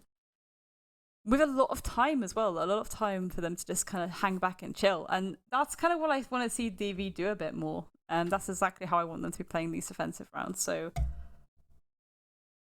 one thing I will say that's quite interesting as well is I'm kind of wondering if so obviously we're not really seeing those runouts come through RB Fraser anymore. And yeah, I was gonna say I wonder if we're gonna see a bit more of a mix up with those you know, secondary gadgets, and we have been seeing that. You know, we're seeing Whisper now with those flashes. So I feel positive about that. I feel positive. What's your thoughts on the Valkyrie being brought out? I mean, I rate it because, you know, they've played it in previous rounds, and I think a map like Villa, with it being so big, you need that intel, of course. The extra C4, you know, it's such a soft map in terms of destructibility. C4s are useful for verticality, but I'd say they can even be utilized, you know, if you are going, trying to prevent that plant from going down, especially around that vault area where it usually is on this site in particular. You know, you can rely on smokes and things like that, but since the change, it's a bit trickier. But yeah, C4s can also benefit you there. So yeah, I rate it completely. That's good. So again, we are seeing that massive bedroom clearance coming across from Coach ELA. You're seeing these players stacking up, so playing out on that Astro window. Actually, a very powerful position here, because you can essentially deny the runoff or the flank inside of Split between Statue and Trophy. That's very nice. Again, drone work is crucial here. What we're seeing is a much slower pace applying themselves in through here. Wonder what uniform the Thatcher has. I think that's the old Fnatic one. I assume, since it's yellow. I would assume. Is that, yeah, that's the old Fnatic one, I think. I love that. It's like 2018. Very nice. 2018, what a year. Yeah. What happened in 2018? Indeed. We probably had a referendum. Nah. Actually, every year though, let's be honest. Okay, so we're seeing Coachella have cleared half the map relatively quickly, where there isn't a flank coming through, and they do have claymores down just in case a flank does happen. Now we're getting to that halfway mark of the round, but it does seem like DV have actually pulled back. They're playing it a little bit safer. So Wamai just going down for extra coverage here as Eva's tucked nicely against this vault wall, and she's going to get taken down by Ososu anyway, who's immediately traded out by Connie, who then safely pulls back. This is exactly how I want to see them play it. Yep. Yeah, and again, like, they're just getting that opening kill and then slowing it down. Amy trying to figure out how they want to open up. And towards Vault, the EMP grenades are going to allow them to start using these Selma charges. Swaggy gets one, Lady a second one. They've executed onto the bomb site, but Tiffy is going to put a stop in that action. Sarah playing at the end of the main stairs. Tiffy wisely playing inside a study, recognizing there's no pressure on that study balcony, so they can just sit there nice and happy. This is good. Very good recognition there. The mute jammer's going to deny the drones from coming in. Emmy left in a difficult decision there. Sarah takes a lot of damage, but Tiffy down below. C4. This is a powerful move. If the attempted plant comes down in towards this position here, that could be massive. Sarah, last one upstairs. We do see the plant potentially to go down at some point. Recognizing there's a C4 below, so they are going to plant on the desk there. Swaggy will attempt to go for the plant there. Whisper's trying to cover. C4 goes off, doesn't connect. Swaggy on the desk. Very nice. They're gonna set themselves up. They know the C4's already been used, so you just slow it down. Wait for the push. Come on through. And towards bar. Attackers need to Too many angles. It's Tiffy. Let's figure out where these players are, what they're gonna do. One person inside of the bar. Nope. Tiffy gonna push across. Looking for the player. So the other bomb site can't quite spot it just yet. But the Vault, the one player, she's not looking. It's gonna take her down. Whisper shuts her down. That's frustrating. Like, again, if they had the perfect positioning being in study in like the end of 90, and I don't think the rotation for the C4 should have come through. Uncomfy really. But again, you know, they did what they could with the situation after that plant side going down, and it just came down to just not having the intel, ironically. What do you think would have been the better play then? Because they clearly recognized there was a potential for the plant going down, and it was more likely going to be inside of Aviator. So they went below with the C4, expecting the plant to go down. It didn't go into Piano. Instead, they went in towards Library. They C4'd onto Bar. But it So just, they had the info. sorry, yeah, it left Bar just so open though. And again, like, Coachella are the kind of team where if they see an opportunity like that, they are gonna take it. We've seen them just walk onto site before, kill someone, and put the plant down, regardless of there being, you know, significant defenders still left on the board. Like, they will take any opportunity to get the objective down, and it's Can I ask a question? When was the last time, and I'm being entirely serious, when was the last time that you saw somebody plant on that planting on the spawn side? Attackers are moving out to locate a bomb and defuse. I think relatively recently. Okay. I mean, to be fair, I don't really get to see. Yeah. I know where you're coming from. Like, I completely know where you're Yeah, coming I just from. mean because it's, I you know, get the that- default I plant get- I spots get in this that. I position get would that's the- usually be... I completely get that's the default plant. I 100% get that. But again, you're unsure of their positioning, really. yeah. I just think it was a little bit too risky biscuits for my liking. And again, they Okay. were... perhaps then, instead of doing something like that, like, just have... I don't know, like a pre-play C4. I don't know. Like, it's just a bit too Located a bomb. risky. And again, I don't know if they had the vault, if they knew the vault wall was open or not, Right. because that's the only reason why I'd think that they would be like, oh, go for something else. But then at the same time, if you knew they were pushing from vault, would they really, based on how much time was left, would they really be going for the vault door plant? Because it's like they have to swing out, and at that point, if you're holding from like study, do you know what I mean? Like, if you're holding from like, it just, I'm unsure. Oh, C4 coming out from Connie. Won't connect onto anybody. Lady, half health. Solid 50 HP there. Tiffy playing very dangerously instead of City right there. Gonna wait for Soso to potentially challenge across. Yeah, I wonder if they know the positioning of each other. Soso clearly is. Tiffy will get demolished. That is unfortunate. C4 gone from Coney, and then also the C4 lost from Tiffy. So, Didi, any Plantina is going to have to be through gunplay. Yeah, certainly.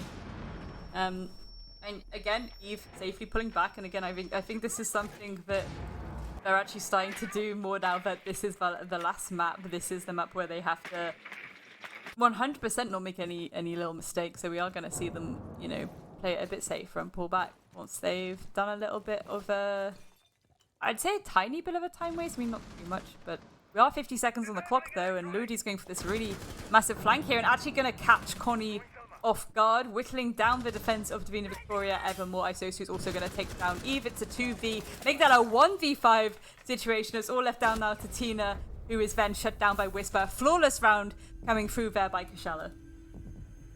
A very nice execution coming in there, and again, just the entire team cohesion that we're seeing there is exceptional. I love that. Looking at Coachella, again, you can clearly see that they're confident when they are on the attack, when they have the personal initiative playing here. You can clearly see that they are very happy to kind of lead in their own pace, and that is good to see. Now, statue trophy, Fair enough. They've lost that Aviator Games Room bomb site twice. Let's try somewhere else. Fair enough. Logical choice. I'm interested to know whether or not they're going to stick with the smoke. I think fair enough. That makes sense. No C4s for Corey this time. Instead, you've got it for Tina. I think that makes sense. Mm. Yeah, absolutely. I think the more C4s, the better at this point. But again, love the secondary cam coming out. But I don't know if I'd prefer thinking about this. So they're bringing a smoke to this site, and I am curious to see where that is going to be played. And also this alibi is coming out, which again, I think I've said previously, I am a little bit fan of the old alibi. I think it's very underrated in comp, and I think it's super useful, especially if you're playing against teams who will be a bit more reactive to seeing that head kind of show up in their peripheral. So again, I think this is a nice lineup coming through from DV, to be honest. Yeah, I agree. I think what we're seeing right now is, again, adapting to which bomb site they're playing and what they're struggling with. As of right now, they're struggling to really hunker down and hold on to some positions, so they're bringing out more shotguns. You've got it with Aver on the ITS, you've got Connie with the M59, Tina is playing with the MP5K 1.5 time, the bulletproof camera as well. It could provide some information if it was placed down, which it hasn't been yet. Sarah with the Jaeger. I think Sarah so far has been stepping up quite a fair bit, especially on defense with the number of kills that she's been getting, which is quite fun. Looking over towards Coach Yellow, looking at some of the number of kills that they've got, as you can see on the right side of the screen, past their name. So, currently here, making a real big name for herself. Yeah, I really think that she's just an amazing player, and I've been really impressed with what I've seen so far. And she has been cleaning up, like every map, like she is consistently, and not even today, like even play day 1, like she's been showing up, and I think, yeah, definitely one of my faves, defo. This is the new seasonal skin, by the way. It's called the White Noise.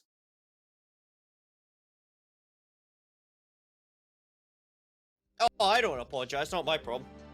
Having a little bit of a situation with the stream again. Sometimes these things happen. Sometimes there is a little bit of network issues. But I mean, so far this is an impressive map for Kushala, definitely.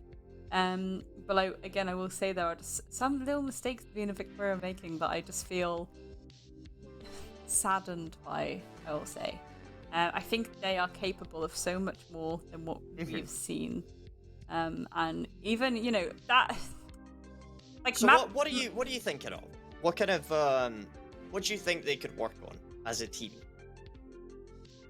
I'd say some of the shot balling, or even just things like, again, map number 2. I think that the main reason they lost so many defensive rounds was just because of how much they just weren't willing to pull back and play it safe.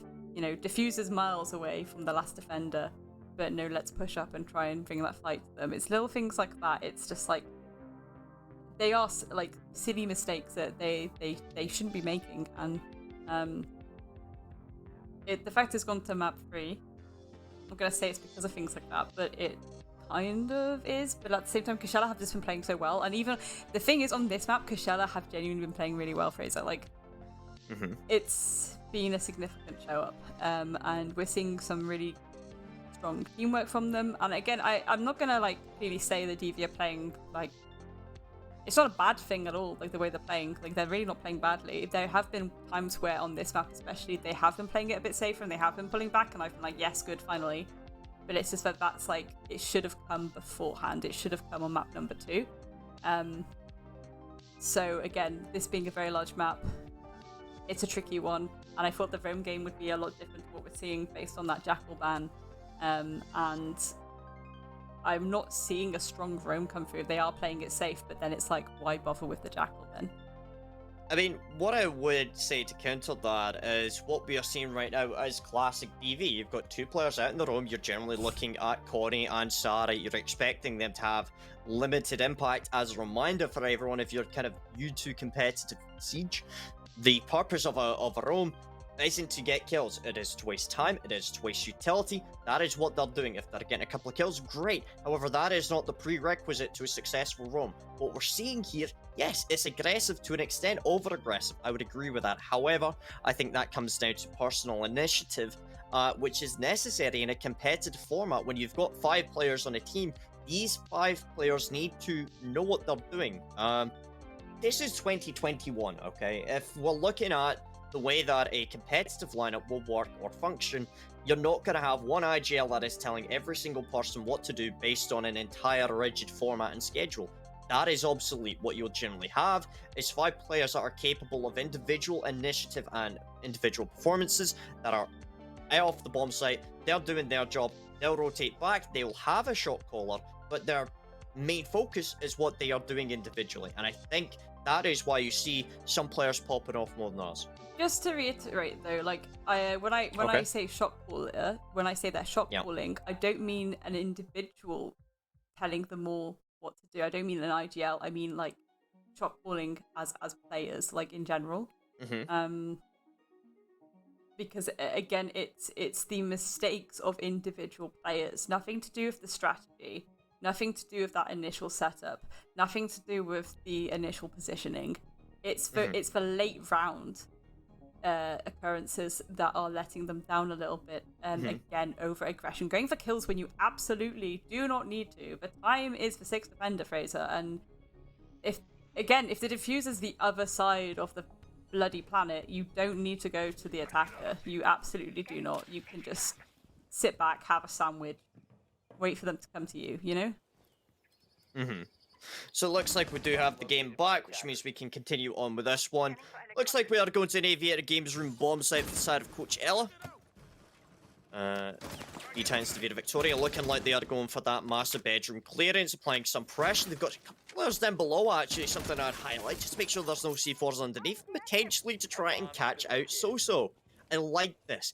Got Sarah underneath, using the IQ, using that gadget scanner, as well as the players pushing in both inside of the corridor and out in the window. Very nice clearance of this main 90 hallway. This is good.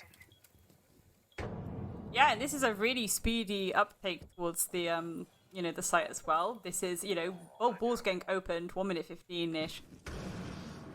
That's pretty decent, to be honest. And again, you've got those smokes in pocket as well. This is certainly going to aid the plan going down. In fact, there's 4 smokes on board because they have bought Gridlock once again as well.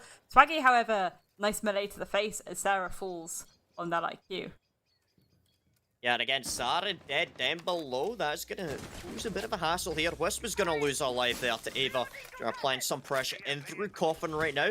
Ava still got those track stingers spread out across the map. You got one smoke grenade in the pocket. So-So's going to shut down Tiffy, leaving it in a 3v3. Tina inside a vault for now. Looks like there is one person inside of the vault door, so Tina's going to attempt to go for the plant. Connie shuts her down. And a 3v2. The C4s come flying out. First one goes through, doesn't connect, and one player left standing. So-So drops the carrier. A 2v1. No. She now has the carrier. It's going to be for Ava. Bonnie's going to have to attempt to cover this one here, as it looks like they're going to have to try and play passively here. So-So aware of the positioning of these players. Going to push across. Ava should be able to confirm the plant here. It's going to push through in through vault. Looking for the kill. Can't quite connect it. Ava shuts her down. DV on top. That was clean. That was very, very clean.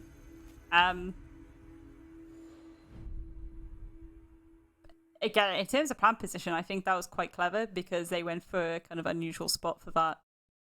Perhaps to kind of bait out maybe if people thought they were going to go for the more default spots. It's a little bit of giving them the old razzle-dazzle, but that was such a fast attack. They got control super, super quickly. Basically took half the map very, very smoothly, got that wall open, got the kills in, jobs are good. Yeah, I'd agree with that. I mean, you've got Jaeger being brought out by Swaggy. To the surprise of nobody, Swaggy is going to be going ham on this Jaeger. We've seen her in the past having a pretty good time of that. Attackers need to locate and defuse As the bomb. Coachella. Recognizing there's no point going to the same bomb site, let's just try somewhere else. Fair enough. I think there's a couple of different approaches you can kind of take with it. Some people prefer to go to the same bomb site and just win it the second time around or the third time around and learn from the mistakes.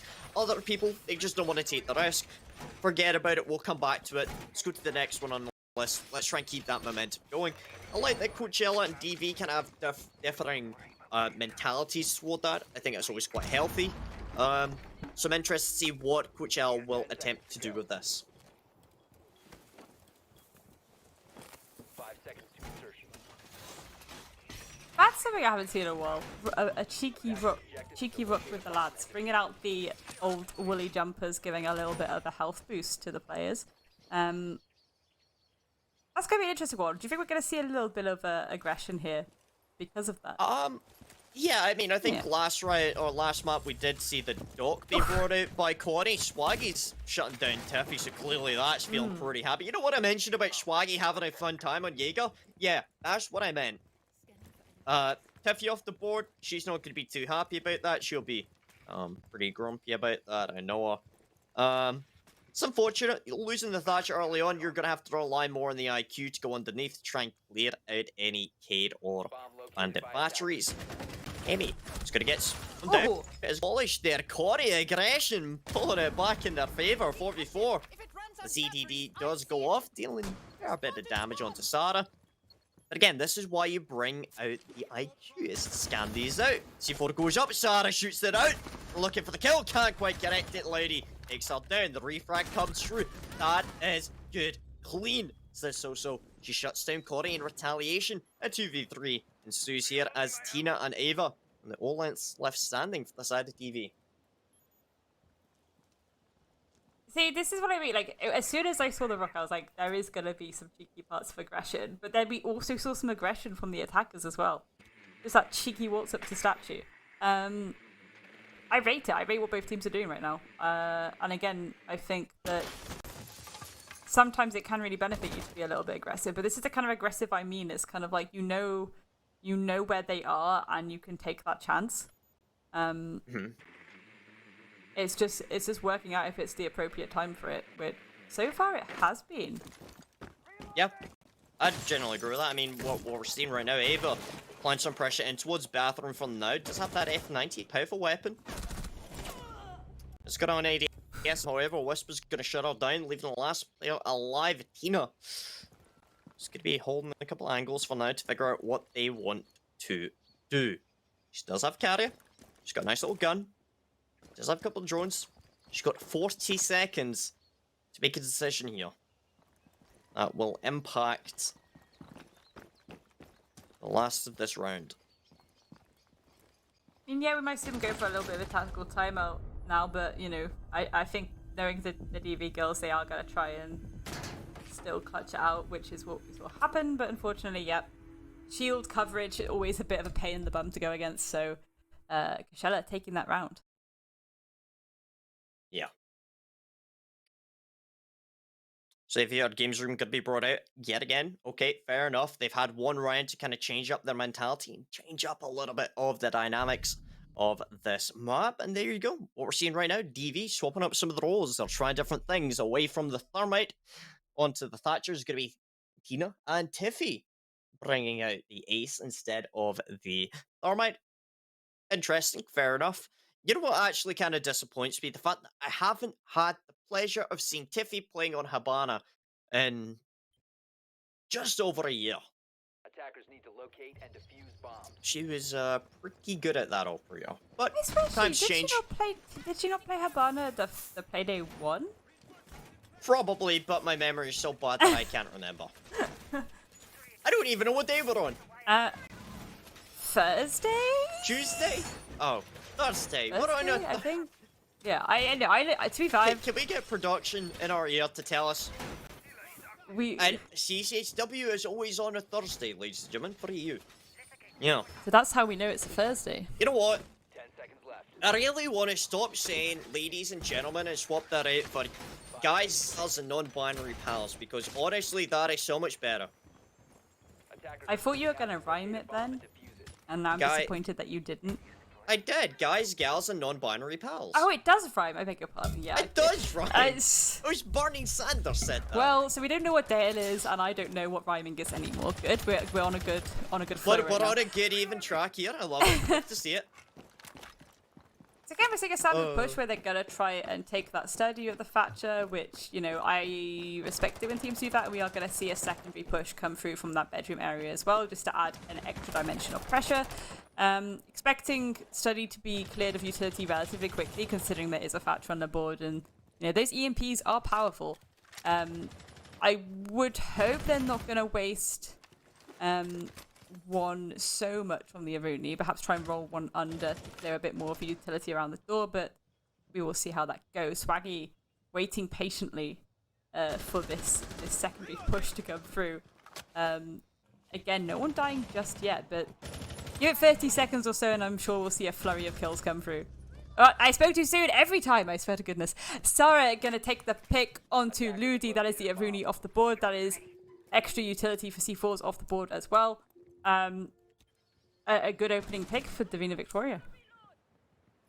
Yeah, I mean, reduces deletion dead. I mean, so is going to get the return to sender onto Connie. The Ash dead. Not going to happen there. Sarah's going to have to take her place. With the verticality from below, it could potentially be somebody holding it. Sure, at some point we're going to find out. As Ava playing on the gridlock yet again. We hear the track stingers at the background. Lovely shot into Whisper. Takes into the player in study. It's going to open up an entry into that main aviator side here. Swaggy down below, again, proven to be a consistent factor in a lot of the gunfights that she has undertaken. It's good to see her down below. It's good to see her having a bit of action on that Jaeger. Let's see whether or not she's going to affect anything from red stairs or the main stairs.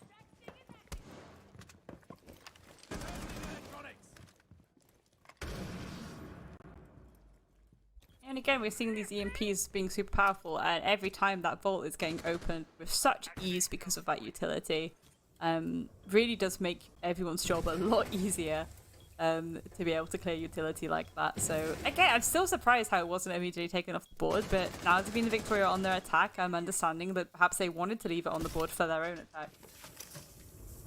Yeah. And again, you've got Tiffy playing very close on that main 90 wall for now. Ava will get down.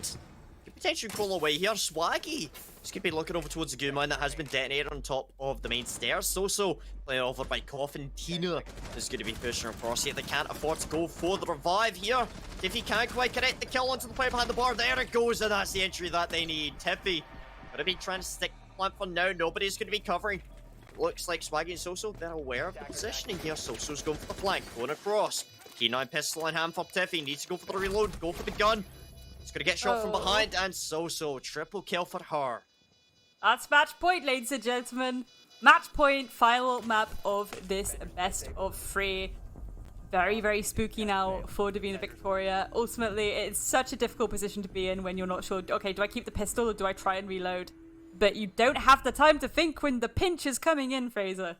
Very, very unfortunate for DV there. But absolutely amazing for Coachella. As I say, match point. Yeah, I mean, match point, series point now for Coachella here. As if they won this round, well, they've won this best of 3. That's them going to continue on, and DV not going to continue on.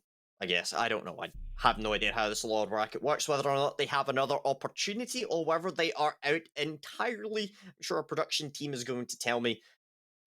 Okay, so they will be gone entirely. So this match actually means quite a fair bit here. Yeah, I mean, absolutely. And again, that pressure's really going to be on now. Would like to see Divina Victoria pull a few more rounds in the bag, though. Don't want this to be game over anytime soon, but Coachella have put on such a strong performance on this map. And yeah, to really, really go in on the reverse sweep in map number 2 as well. Fair play to them. Hats off, honestly. Yeah, and again, what you're seeing right now is the fact that Coachella are consistently able to pull things back in their favour, especially after, you know, say for example, losing an opening kill, losing, you know, certain positions of the map, they're still consistently pull it back in their favour.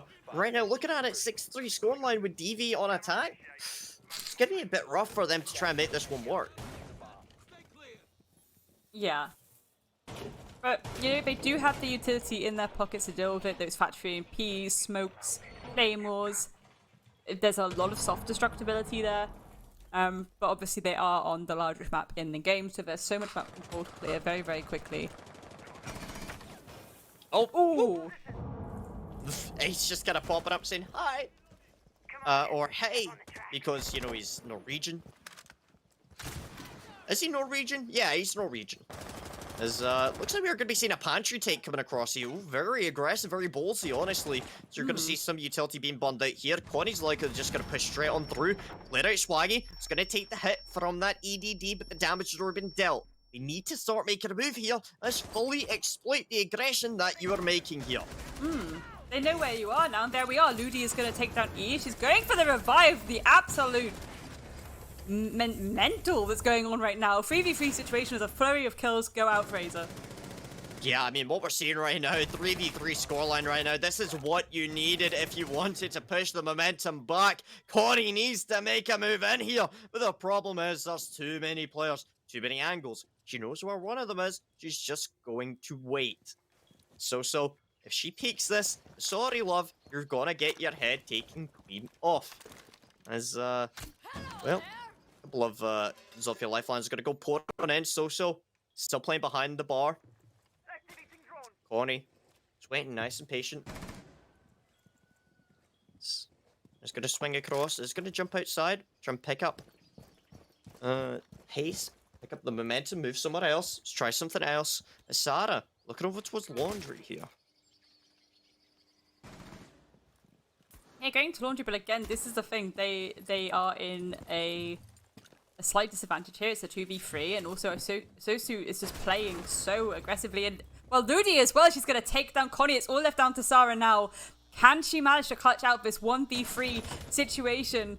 She's got one of them. Can she get the other two? She's going to go for the long retake. She still has 40 seconds on the clock, so it is like, fair enough. Fair enough, girl. Take your time. Go for it. She has to get the diffuser, though, as well. She's very aware that she does not know the positioning of these two remaining players of Coachella. Yeah, and Lady, woof, she's going to win it out right there. GG, well played. Best of 3 going in the favour of Coachella. BTITANS defeated Victoria, unfortunately, their trip CCSW.